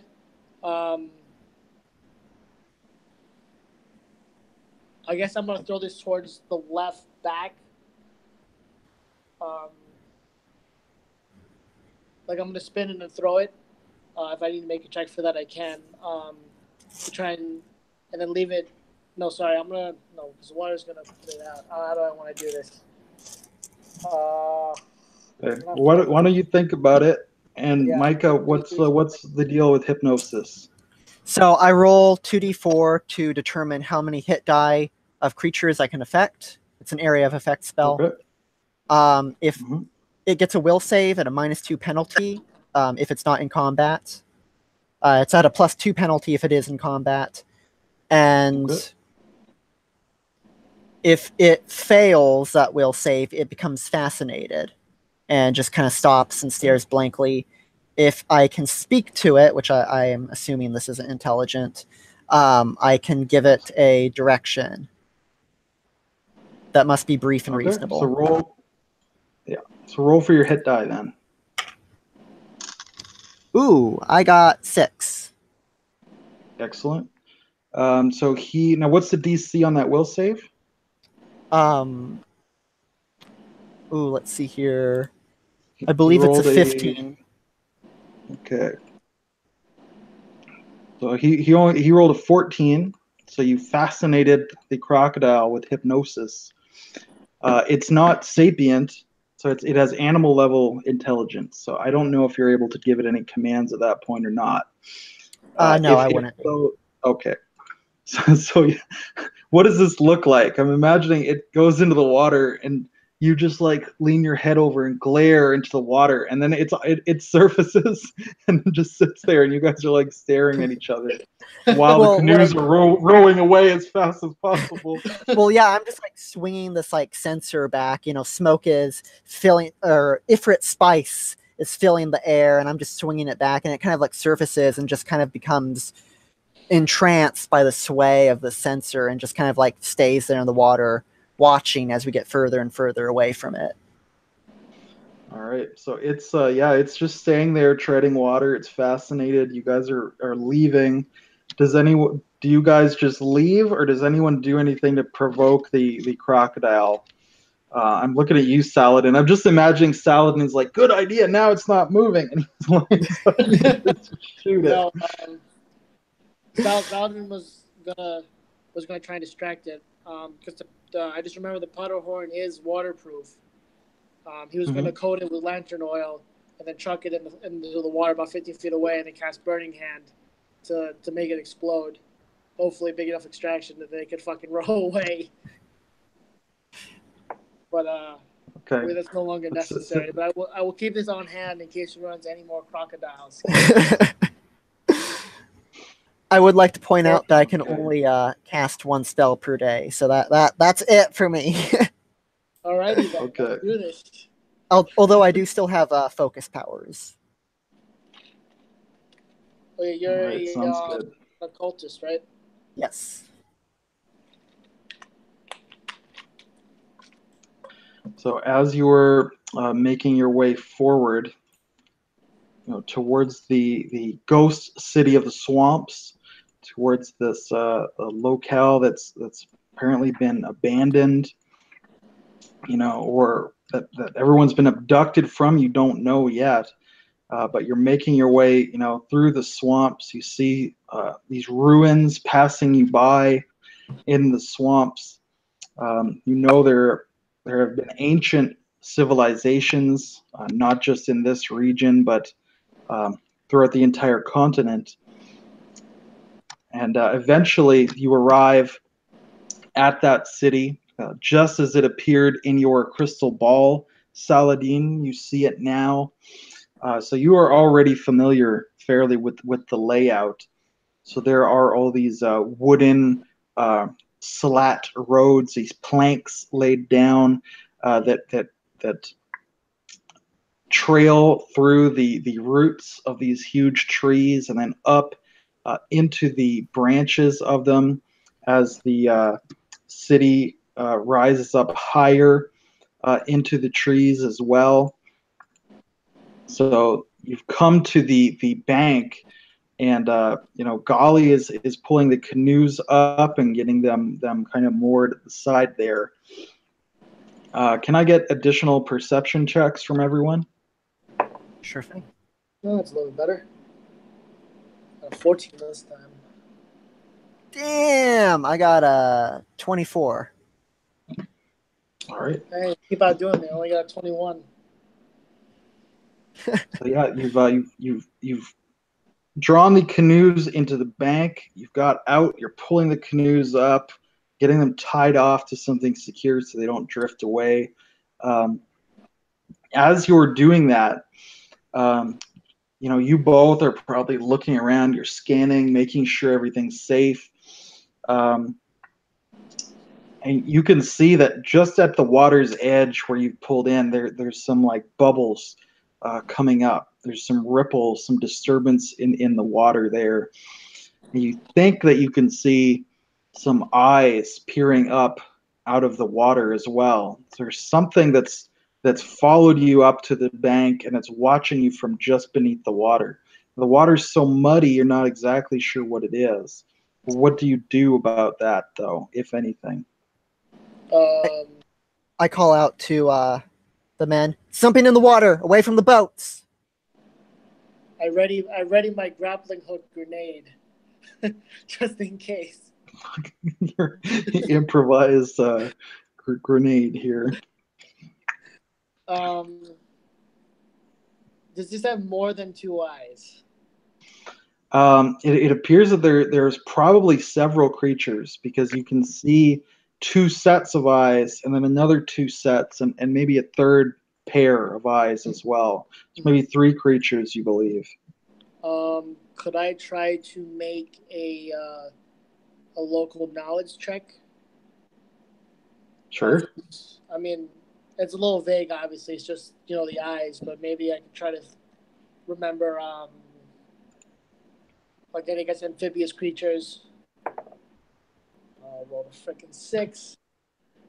The total is... that's not it. Here it is. Is 11. All right. They are like these peculiar black beady eyes. You don't see any eyelids. They almost seem, you think one of them like protrudes out of the water, but you don't see any head attached to it. I think there's like a stalk. So it's probably some kind of creature with eye stalks rather than actual eyeballs in its head. So it could be a crab, a lobster, snails, slugs, something of that sort. That's at least what you think. As long as it's not a beholder, I am okay. Yeah. Nava will move over to Saladin's side and say, well, let's just keep moving on. Maybe it probably won't be here when we get back. How big is the city? Because, I was about to say, I might want to leave one of the janissaries here to watch the boats, but I'm not going to leave him here to die if these creatures, attack him or something. It's not a tremendously large settlement. It probably only had like a few hundred people living here. The Undines don't have very big cities because they're hunter gatherers to a large extent, and they can't really support any huge population at any one given point. So there's probably only like at most 300 people who lived here, but it's all decentralized. It's built, up in the trees and in the roots and all over the place. So it's a bigger city in terms of area than it should be because of the Undine architectural style. Um, I'm gonna order one of the Janissaries to remain with the boats. If he runs into any trouble, just book it into the city. Um, if we lose the boats, we'll deal with it. It's not worth the life right now. All right, so you're just leaving one man. I'll turn to Dom and say, perhaps we should leave a man here as well. We don't know what these creatures are. I'll share that I think it might be some kind of. Well, actually, how big are these eyes? Are they like abnormally large, or are these just? They're probably about like about the size of a small apple.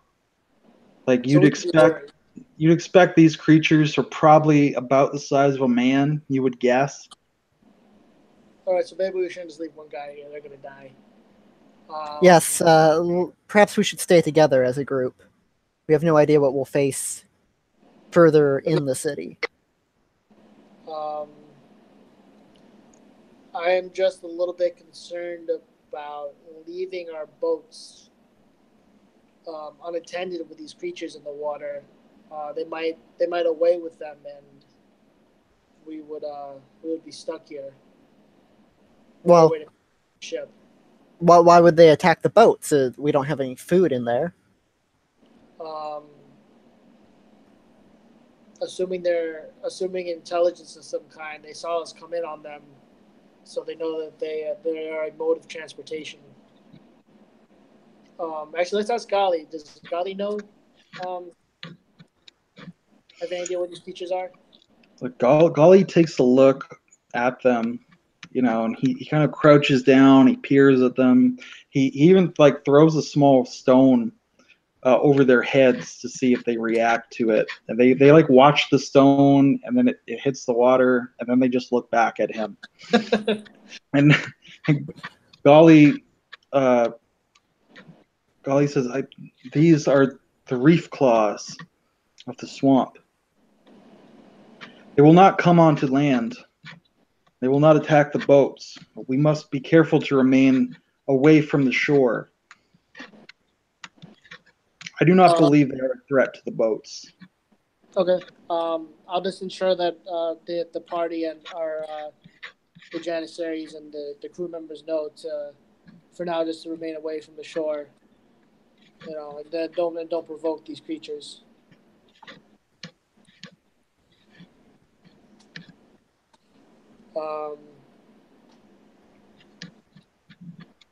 When I get a chance to, when we start traveling, I want to be in the back because I want to pull out my maps, see how accurate they are compared to the city. I mean, I guess I trusted the crystal ball, but I just want to make sure. Other than that, I think I'm good to go. All right.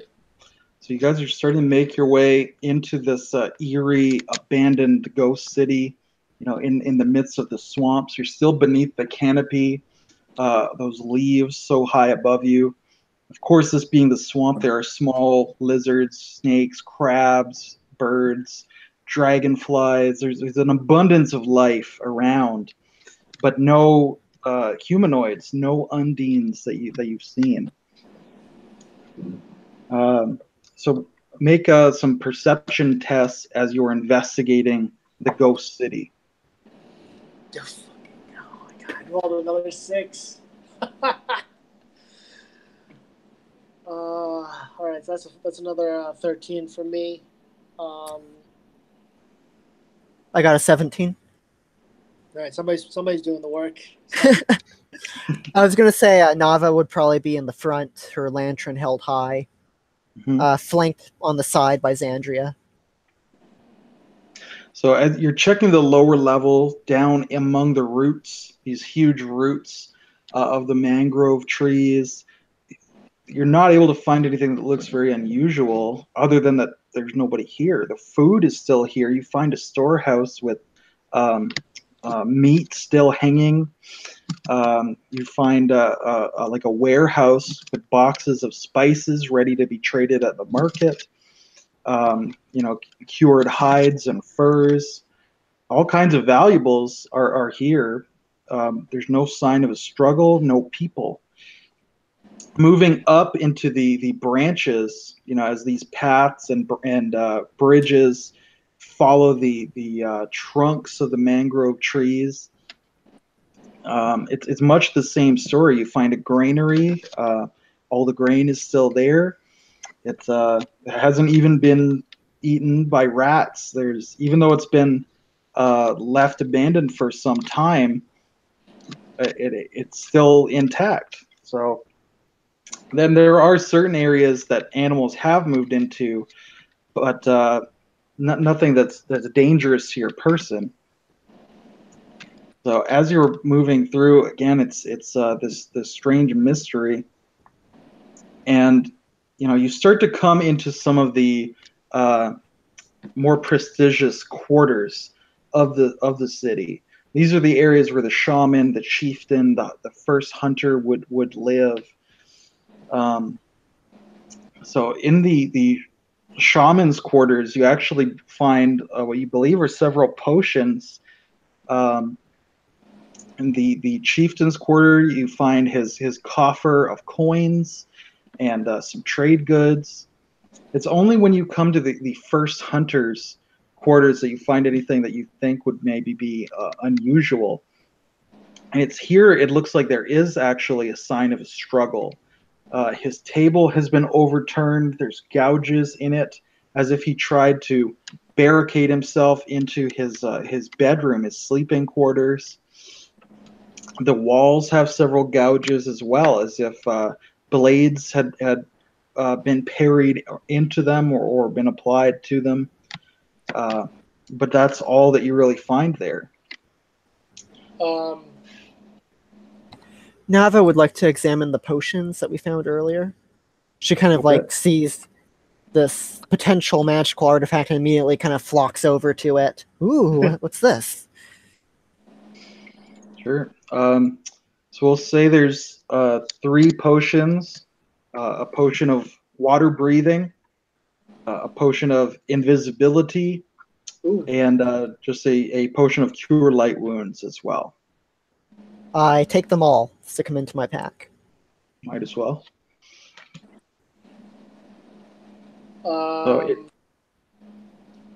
While we were traveling up to this area, would we have passed any residential places like homes, common areas? Yeah, absolutely. With my examination, would I be able to tell at what time of day these people disappeared? Like I said, was this like a night raid, or was it like in the middle of the day, bright daylight? That's a little bit weirder. If everybody's awake and alert, and then bam. You suspect it was a night raid because everything is kind of packed up. It doesn't look like anybody was interrupted in doing anything. There's no half-eaten meals. There's no, workstations that still have, half completed work at them. At least not that would be unusual to leave overnight. So you do think it probably did happen overnight because everything's neatly packed away. When it comes to the first hunter's room, was he trying to keep something in or keep something out? It looks to you, examining it, like something must have come in his front door. He managed to get out of bed and dropped a table between himself and whatever that was. Mm-hmm. And there was a fight as he was trying to keep it out of his sleeping quarters. The table is really badly gouged. but it looks like material weapons. It doesn't look like claw prints to you. And ultimately, he's not here. So whatever it was probably got him. There's Does it look like it killed him? Like, is there blood, or is it just they fought and then the first hunter probably got knocked out or something and was taken? There's no evidence of blood. Would he have had any records of, I guess, like patrols of the area? Anything unusual that he might have the Undines are not very literate. The shaman can read and write, maybe the chieftain, but pretty much everybody else in the Undine society is going to be illiterate, unfortunately. Could I check the shaman's room then for any, like I said, journals or just stuff that might lead us to if they anywhere they might write down unusual events or occurrences, I figured the shaman might have like an astrological diary where she's like writing down the day's events and comparing that to the stars and trying to figure out some correlation. So it's like an astrological diary, but it is a diary of sorts. And it does look to you like there were several disappearances in the region before the last century. The last century is very mundane, nothing unusual about it. Actually, I just remembered. Nava's standing in the room, looking very contemplative, and I'd like to use my knowledge religion to kind of determine are there any. The Undines themselves are very much animist people. They believe in all sorts of spirits and whatnot. Can I think back to any like evil spirits that may have plagued or may have done something like this? Sure, make a religion test. Let's see here. I got a 14. There's nothing that really springs to your mind specifically. There are obviously always legends of ghosts, boogeymen, specters, but there's nothing that you see any corroboration for at all. And especially on this scale, I mean, that's certainly unheard of. You might say, oh, the boogeyman got, Jim Bob while he was in the swamp looking for mushrooms. But that's a whole different thing from the whole city disappearing one night. Yeah.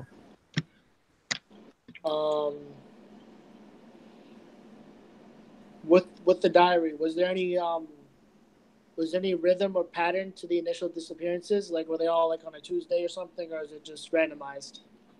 Doesn't appear to be any pattern that you can detect. You can certainly take the journal and see, it might take longer to examine it in that kind of detail, but there's nothing obvious at a first glance, no. I'll take it.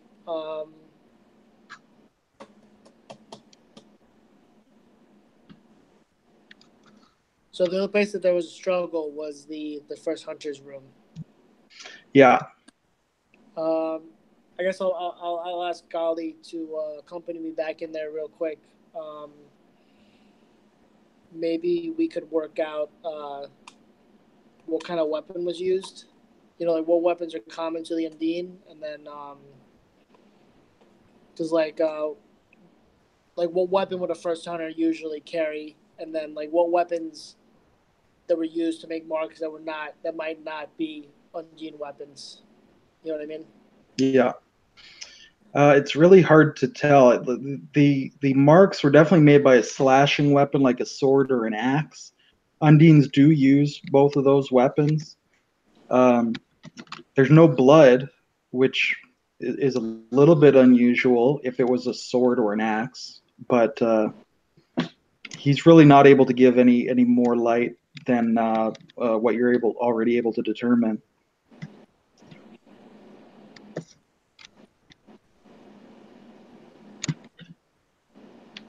Let's see. There, No, go on. I was just going to ask if there's anything else specifically you guys investigate or look for. I'm just trying to make sure I don't forget something, miss anything, because I've done that before. That's the reason why I'm being a little bit thorough. Or trying to be, anyways. For sure. Are there any signs of a body being dragged out of the room? I mean, he must have been left some way.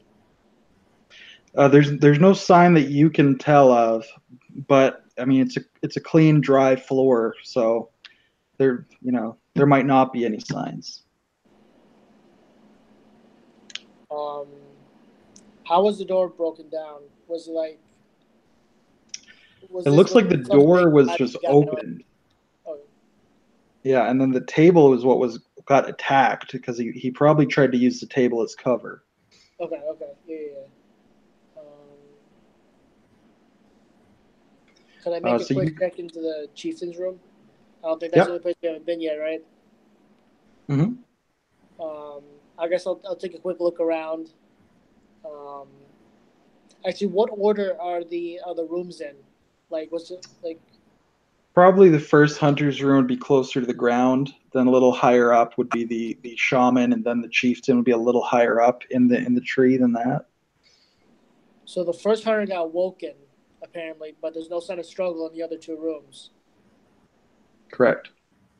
That's a little weird. I'm not sure what I want to do with that information, though.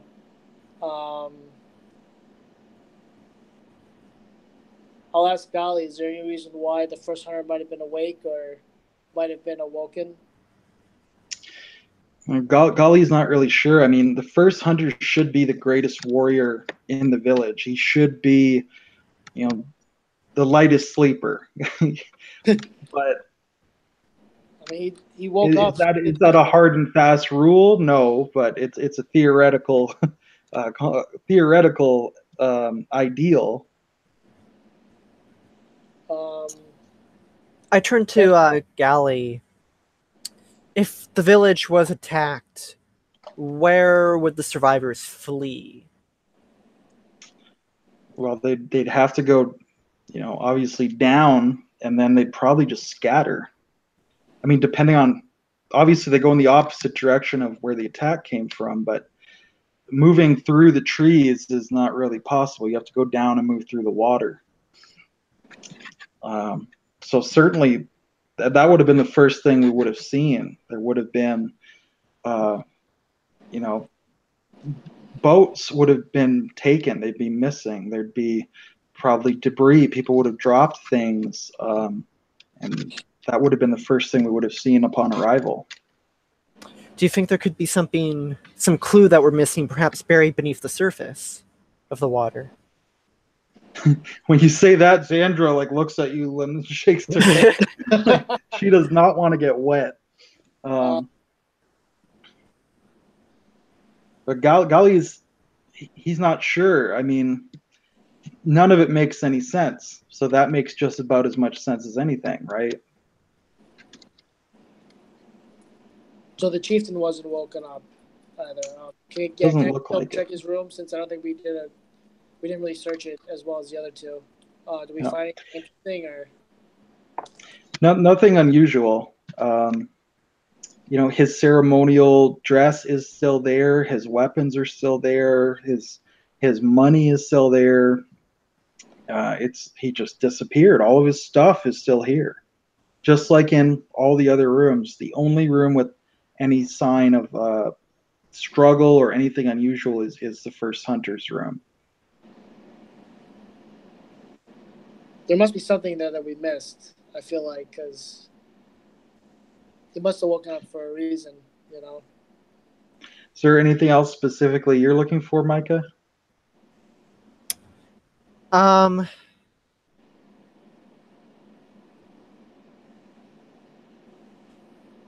ask while we're just kind of wandering around And I'm going to ask my two Sliff crewmen to start gathering up some of the money. Waste not, want not. All right. So they're Might as well just start looting the place. Yeah. You beat me to it again. I was gonna say I might take some of the gold from the chieftain's room. Yeah. Um,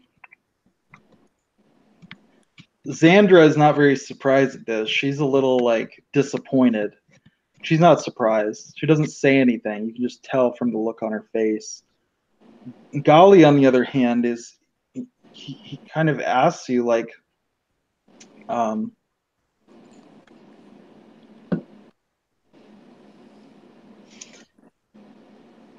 Nava, what are you doing? Taking these possessions? They may be cursed. This whole place may be cursed, Nava. That is why my people have not already taken this into our keeping. What if we bring doom back with us?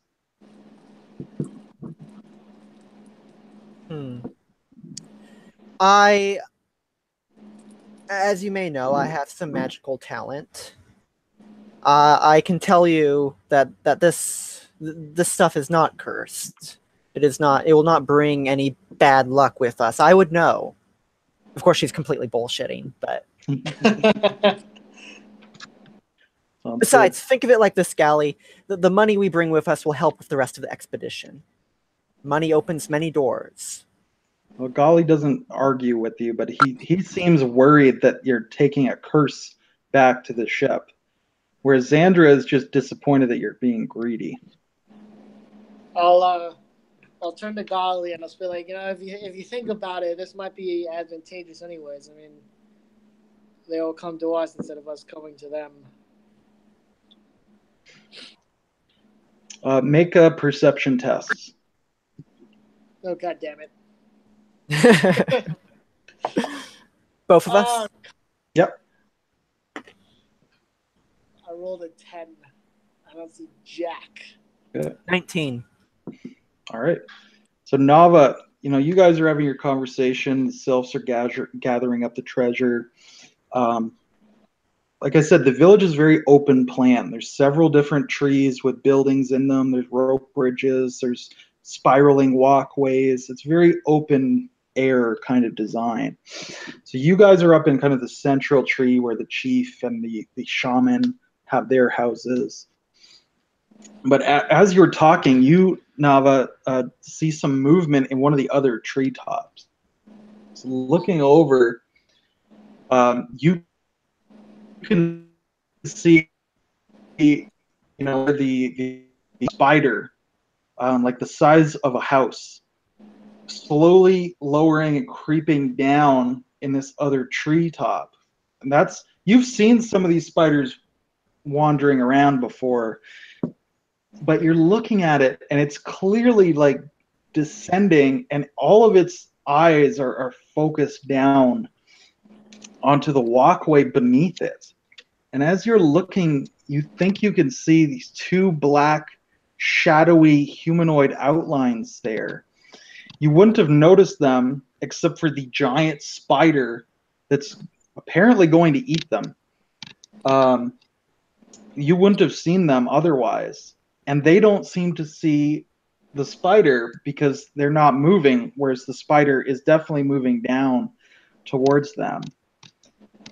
So it looks to you like these two humanoids are crouching over there, and they're perhaps spying on you, in fact. So what do you do, Nava? No one else seems to have noticed this. All right. Jeez.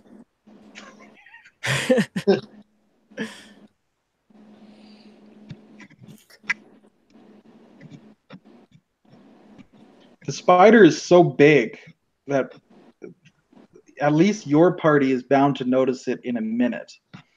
The other party over there, if they don't look straight up, they won't see it till it falls on their head.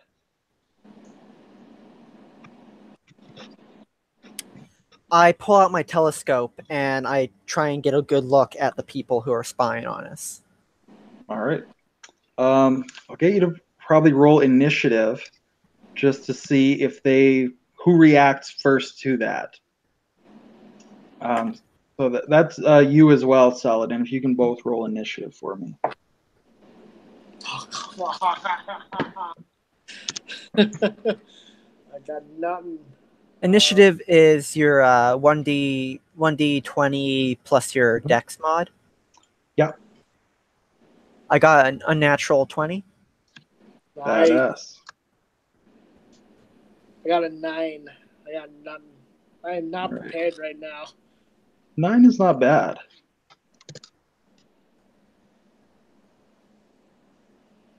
Single digits, man. That's not not great. You have been playing a lot of Dungeons and Dragons, haven't you? Yeah. I'm just worried about All right. freaking destroying my 2 weapons. So Nava, you whip out your spyglass, you train it on the people spying on you, and you're able to get a pretty good look at them, or you think you are, but what you're seeing doesn't make any sense. These humanoids, they're dressed all in black hoods, black cloaks, apparently black clothing. You think you can see they have belts and weapons, daggers, maybe a hand axe on the belt, but you're trying to look them in the face. That's your main concern. And these are faces unlike anything you've seen. They are completely black. The eyes are black. The face is black, black like a shadow, not like Saladin's skin is coal black, which is kind of gray, and he has the fiery eyes, the red hair, you know.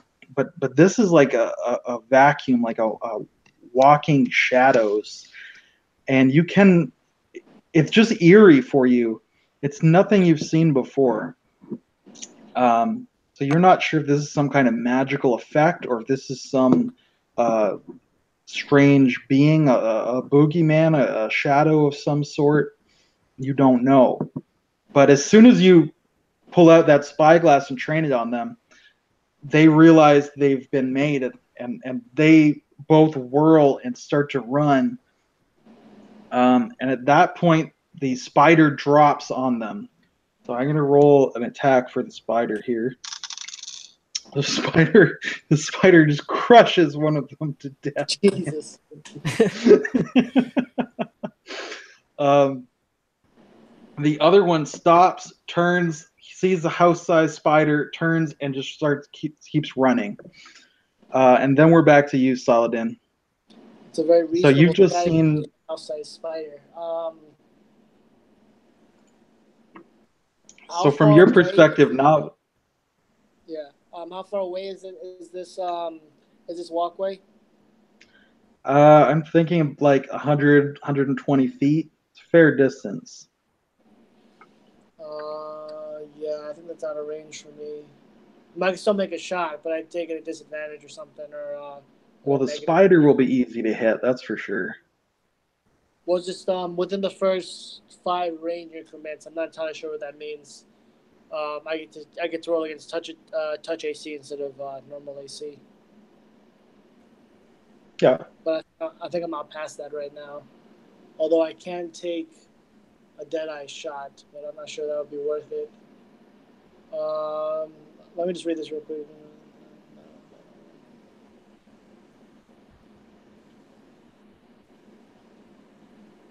That's only a -2 penalty.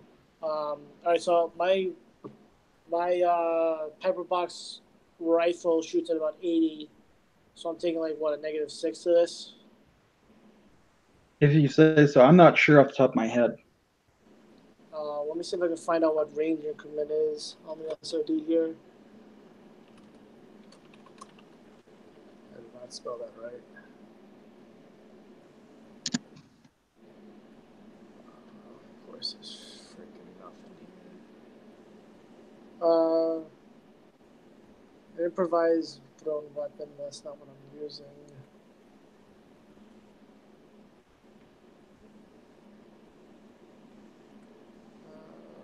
Open features. Quality. Really, there's nothing here. Range. Look at the ranged weapons here.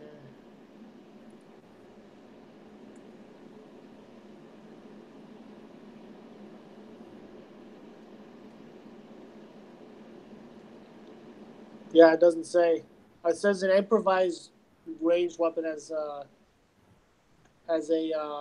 range increment of 10 feet. That's the only information I could find. But that doesn't help because I don't have a. Oh, excuse me. Oh, here we go. Anytime.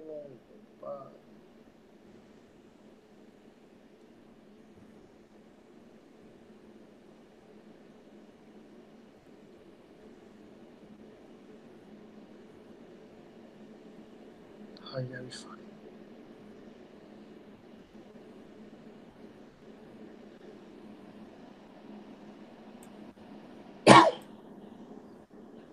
That does not help me at all. It says any attack at more than this distance is penalized for range. Beyond this range, the attack takes a cumulative -2 penalty for each range increment of distance. So what's your range increment? Let me find.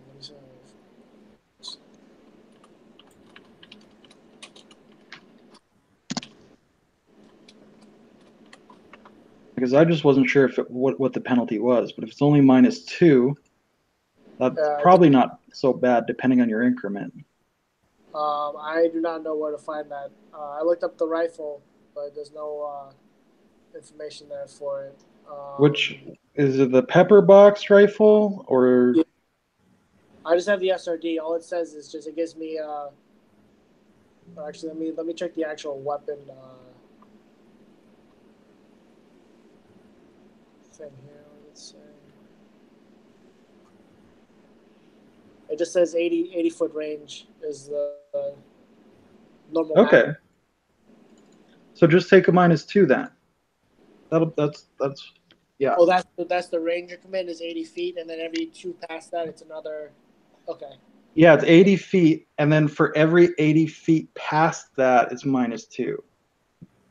All right. So this is a really long range weapon. Okay. Yeah, which is what I thought. That sounds right. Okay. Yeah, just take a -2. That's a 14. I believe that's 14 plus my dexterity. So that is a 17 total. Okay. I'm rolling a D10. Yeah, roll damage. Okay. Ooh, 7. Not bad for my first hit. All right. Oh, and you were shooting the spider, not the running figure, correct? Yeah. Okay. I'm just getting the spider's hit points pulled back up here. Just one sec. I mean, I figured these guys are responsible. Maybe we get a little bit of goodwill for trying to save the one guy. But we can hope. Yeah. Could I, after I take the shot, could I direct my Janissaries to try and chase the? I know they're probably not going to catch up, but maybe they'll see where he goes to try and chase the fleeing figure. Sounds good. Okay. So you said you did 7 damage? Yep. Okay. But yeah, Saladin wheels, fires his rifle. The spider winces and it starts like looking around, but you guys are so far away. I don't even think it can see that far. Insects don't have very good vision in range. So it knows it got hit by something, but it doesn't know what hit it. As it spins around, though, you can see that corpse that it's on top of. And probably everyone in your party now gets a good view of that corpse. And it's the same black skin, black eye, like the teeth and the mouth look black. Like this is not normal.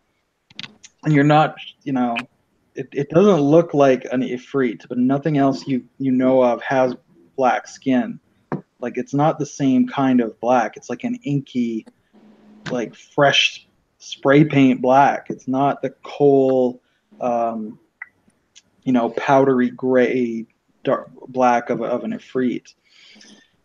But as the spider wheels off of it and you see the corpse, it seems to start to melt and dissolve in a most horrific way. And it's only a moment before the corpse is gone. And all that's left is the spider. And the spider looked back as it got shot, can't find what shot it. It turns back and its meal is gone. Now the spider is really confused about what's going on. We are back to you, Nava. You're at the top of initiative. All right, I call to Galley, and I yell for him, "Head off the runner! You know these trees better than anyone." All right. And then I will raise my arquebus and take a shot at the spider. Okay. Roll to hit our spidery friend. His armor class is 15. I'll just tell you that. Okay. Let's see here. I have weapon focus on this, so that's a +1 to my roll. Sounds good. Oh, good God. 9. That's a miss. All right, so Nava fires off a shot. The spider, not having its meal, seems to now head off after the other fleeing figure. So it kind of, starts to crawl its way down around the other side of the tree, and you basically lose sight of it for a moment. Although it won't be hard to track that down. It's a house-sized spider. But yes, as you said, Gali, the Ifrit itself, and Xandra, although Xandra's very slow, but they all start to head down so they can go across and head off this fleeing spy. So they're all running in pursuit. And we're back to you, Saladin.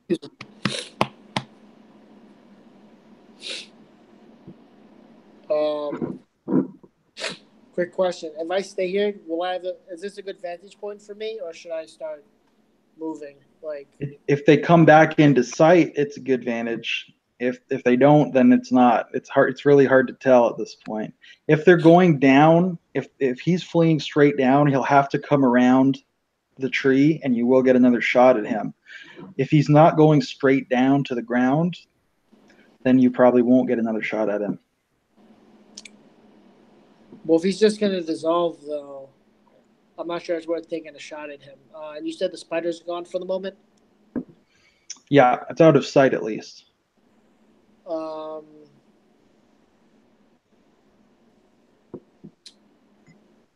Yeah, I'll remain here on Overwatch. Okay. If the spider reappears, I guess I like to hold my action. If the spider reappears, I'll take another shot at it. Sounds good. Then we're back to you, Nava.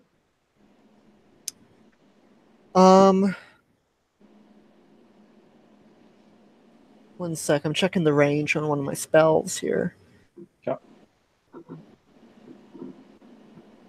How far did you say this place was?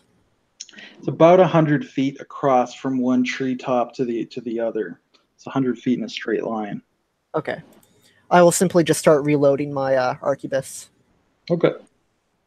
So as you are watching, Saladin, so you're watching in case they come around that bend, and in fact they do. First, that black-faced, black-eyed figure comes running around the corner with this giant spider in hot pursuit of him.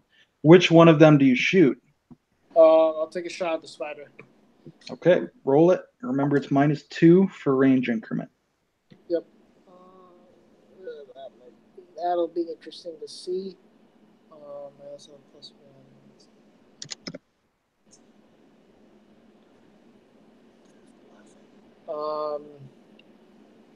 Is it 11? I got 11 against touch AC. Against touch, double check that because it's 15 regular, 11 touch. Perfect. Yes. So that's a hit. Roll damage. Oh, that was so close. Oh, you gotta be kidding me! I rolled 2 freaking damage. All right. Oh wait, no, that's not really. I was about to say I kind of want to try and aim for one of his legs, but if I just hit his touch AC, I probably can't try Yeah. to pin. Well, and it's a spider. It has 8 legs, so it's pretty hard to maim him, to slow him down that way. But yes, All I'll just take another shot and deal my 2 damage.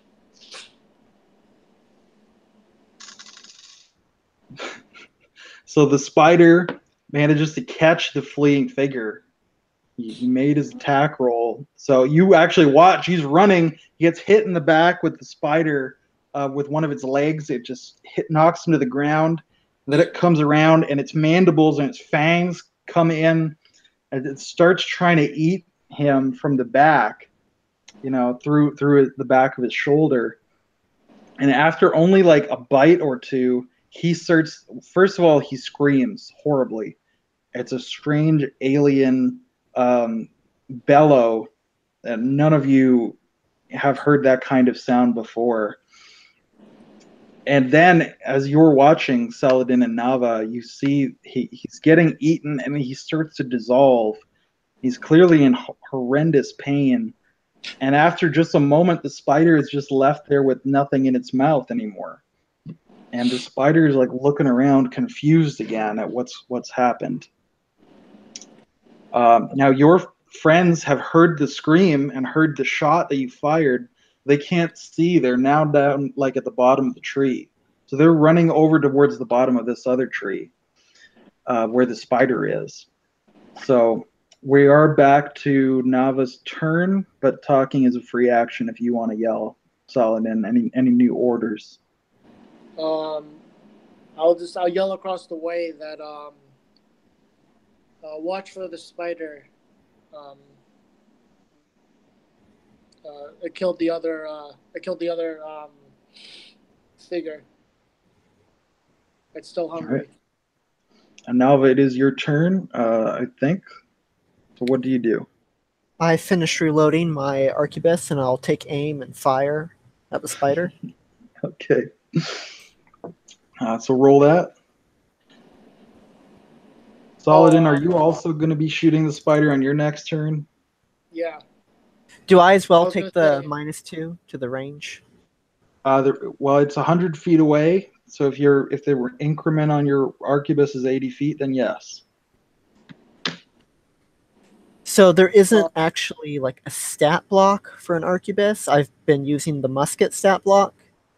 Okay. Which is should have a range. Only 40 feet. So it'd be -4, I guess. Okay. Yeah. Also, do note that I think that you're still within range against touch AC instead of its normal one, since you're using a firearm. Let me just double check here.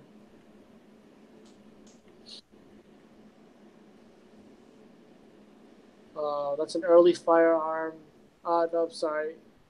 Yeah, it's only when it's within the first range increment. All right. So yeah, sorry, you're still rolling against the normal AC. I got 5 since I have a rifle. I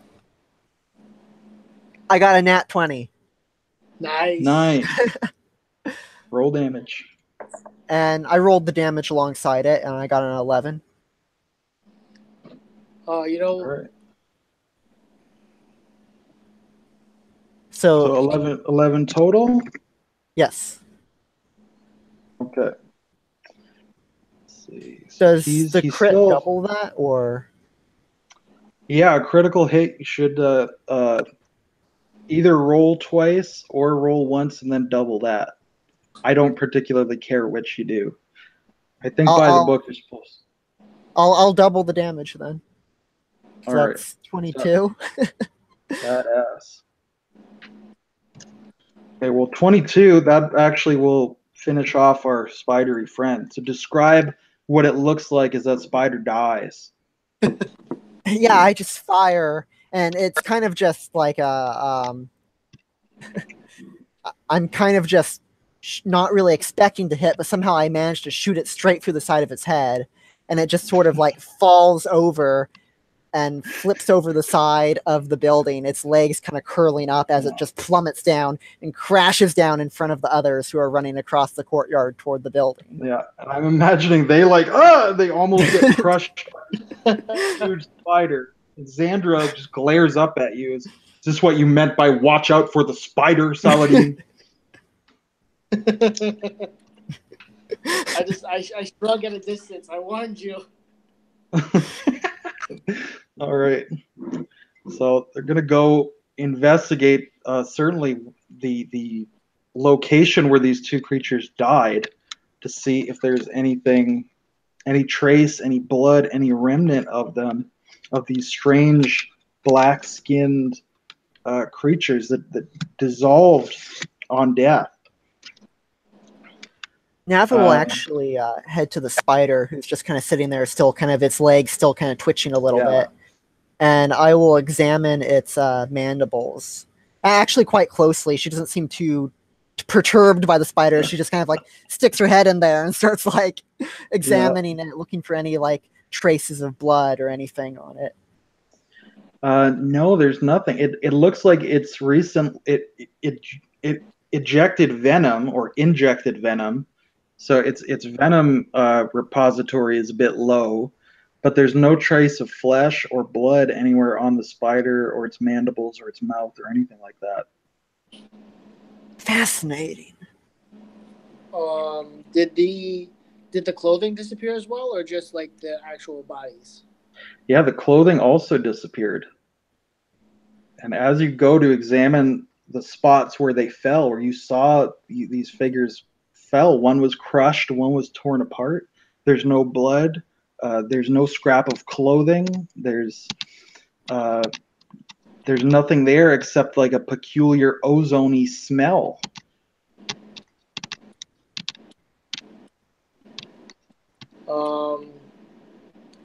Yeah, I guess like I said, we walked over, checked it out. I guess I'll turn to Nava and I'll ask, do you think this is some kind of magic? I've never seen this before. Neither have I. Perhaps they left tracks in the undergrowth, though. Yeah, I guess I'll go check that out. I will go to the base of the tree, and I'll just kind of make like a circular pattern. Trying to figure out which way they came from, and they left tracks somewhere. You know, because we came from the boat, so we know where our tracks are. It's a good idea. Make perception or tracking tests, whichever you have higher. Maybe it's an 11. Maybe that'll be enough. 11 plus 7. So I got a unnatural 20. Nice. Oh, sorry. 18. That's still great. Nava got a 17. Very good. So you're probably both able to see from where they ended up, where did they come from?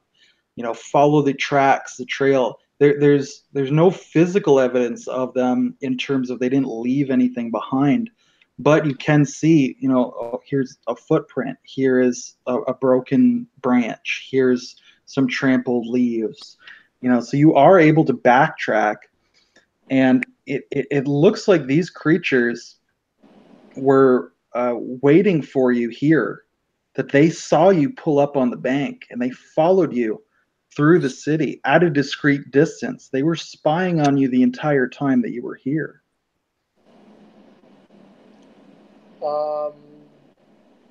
Did we roll well enough to tell if there was more than two? Looks like there were only the two of them.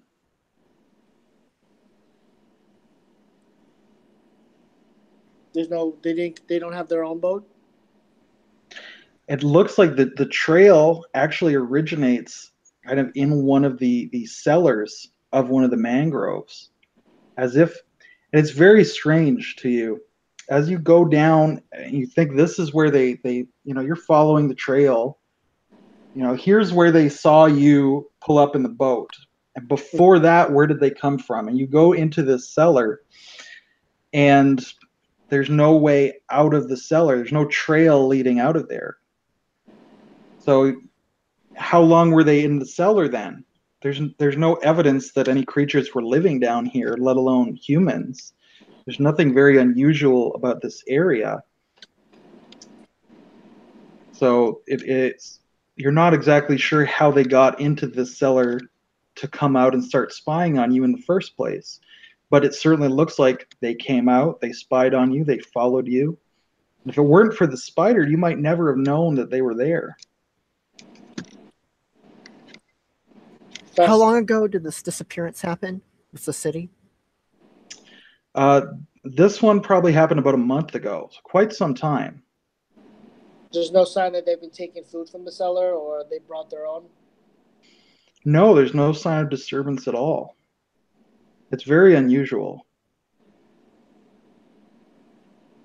I mean, there's only like one way in or out of the cellar here, really. And you can see that they came out, but you don't know how they got in.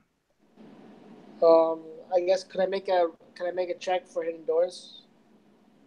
Sure. Come on, good roll, and of course I rolled a freaking 4. That's wonderful. I guess if that's perception check, I rolled an 11. You're pretty positive, like you're pretty sure there are no hidden doors or secret doors or anything like that. You know, you could take your time, check the whole room. Oh yeah, There's no time. Yeah, so basically, like take a 20 on it, but you can't find how they got down here in the first place. So apparently they don't eat as often as we need to. Um, they're obviously very stealthy. Um, they freaking dissolve when they're killed, so that's wonderful. We can't even examine their corpses.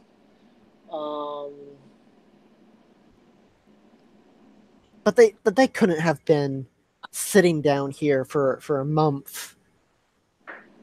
Perhaps they teleported in? I've heard of such magic. Isn't that high level magic though? They didn't really do very well against those spiders. Against that spider. I mean, if these were high level um, mages, I don't think they would have been caught off guard like that, or they would have been able to fight instead of simply flee. Perhaps. And of course, they might have had help. You know, we don't know.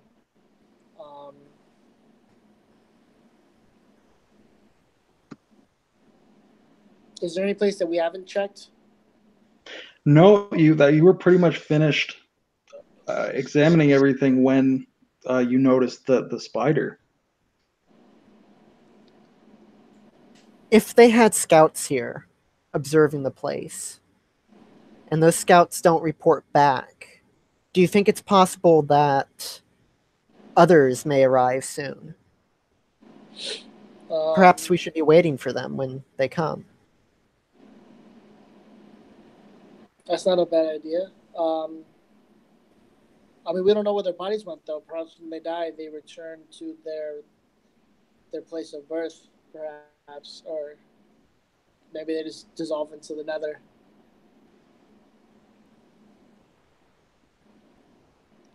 But waiting here, though, however, does seem to be their only option at this point. We don't know whether they might strike next, and they seem to have some kind of interest in us as a party. So perhaps we could lure them in. Indeed.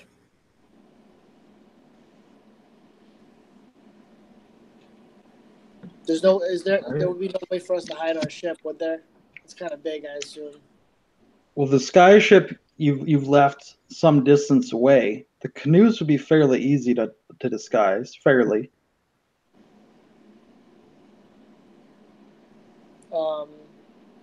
Yeah, perhaps we should do that. Perhaps we should try and set up some kind of ambush, and we'll wait here. I guess a number of days. See if we can draw them in.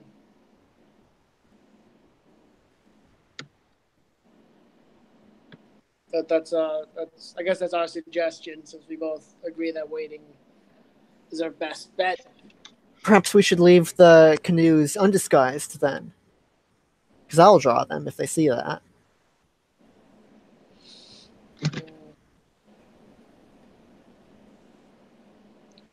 I worry that in the same way with I'm sorry, what the hell were those creatures called with the eyes? The reef claws. The reef claws. We only have 2 boats, and if they're destroyed, I'm not sure we could make it back to the airship safely. Well, here's what I propose then. We hide the canoes, and we light a fire, like a campfire, in one of the central huts, while we set up another secret camp up above, overlooking the open campfire. I like it. Agreed. Let's do it. All right then. Sounds good. I think this is probably a good spot to end this session, if that sounds okay. Yeah. We've got the mystery introduced. We've got a few tentative clues. We've got a few characters. And next Thursday, we can come back and see if this ambush brings us any prey. And if not, then we can move along and follow the clues that we do have. Perfect. Sounds good. All This right. is pretty fun, man. Yeah, this is a lot of fun. This is a blast. Do you guys have anything you want to plug on YouTube before we get going? Do you have a YouTube channel or a DeviantArt account or a website or anything like that? Not for me. Nope. Okay, so we're going to sign out of YouTube then, and we'll go back to private broadcast.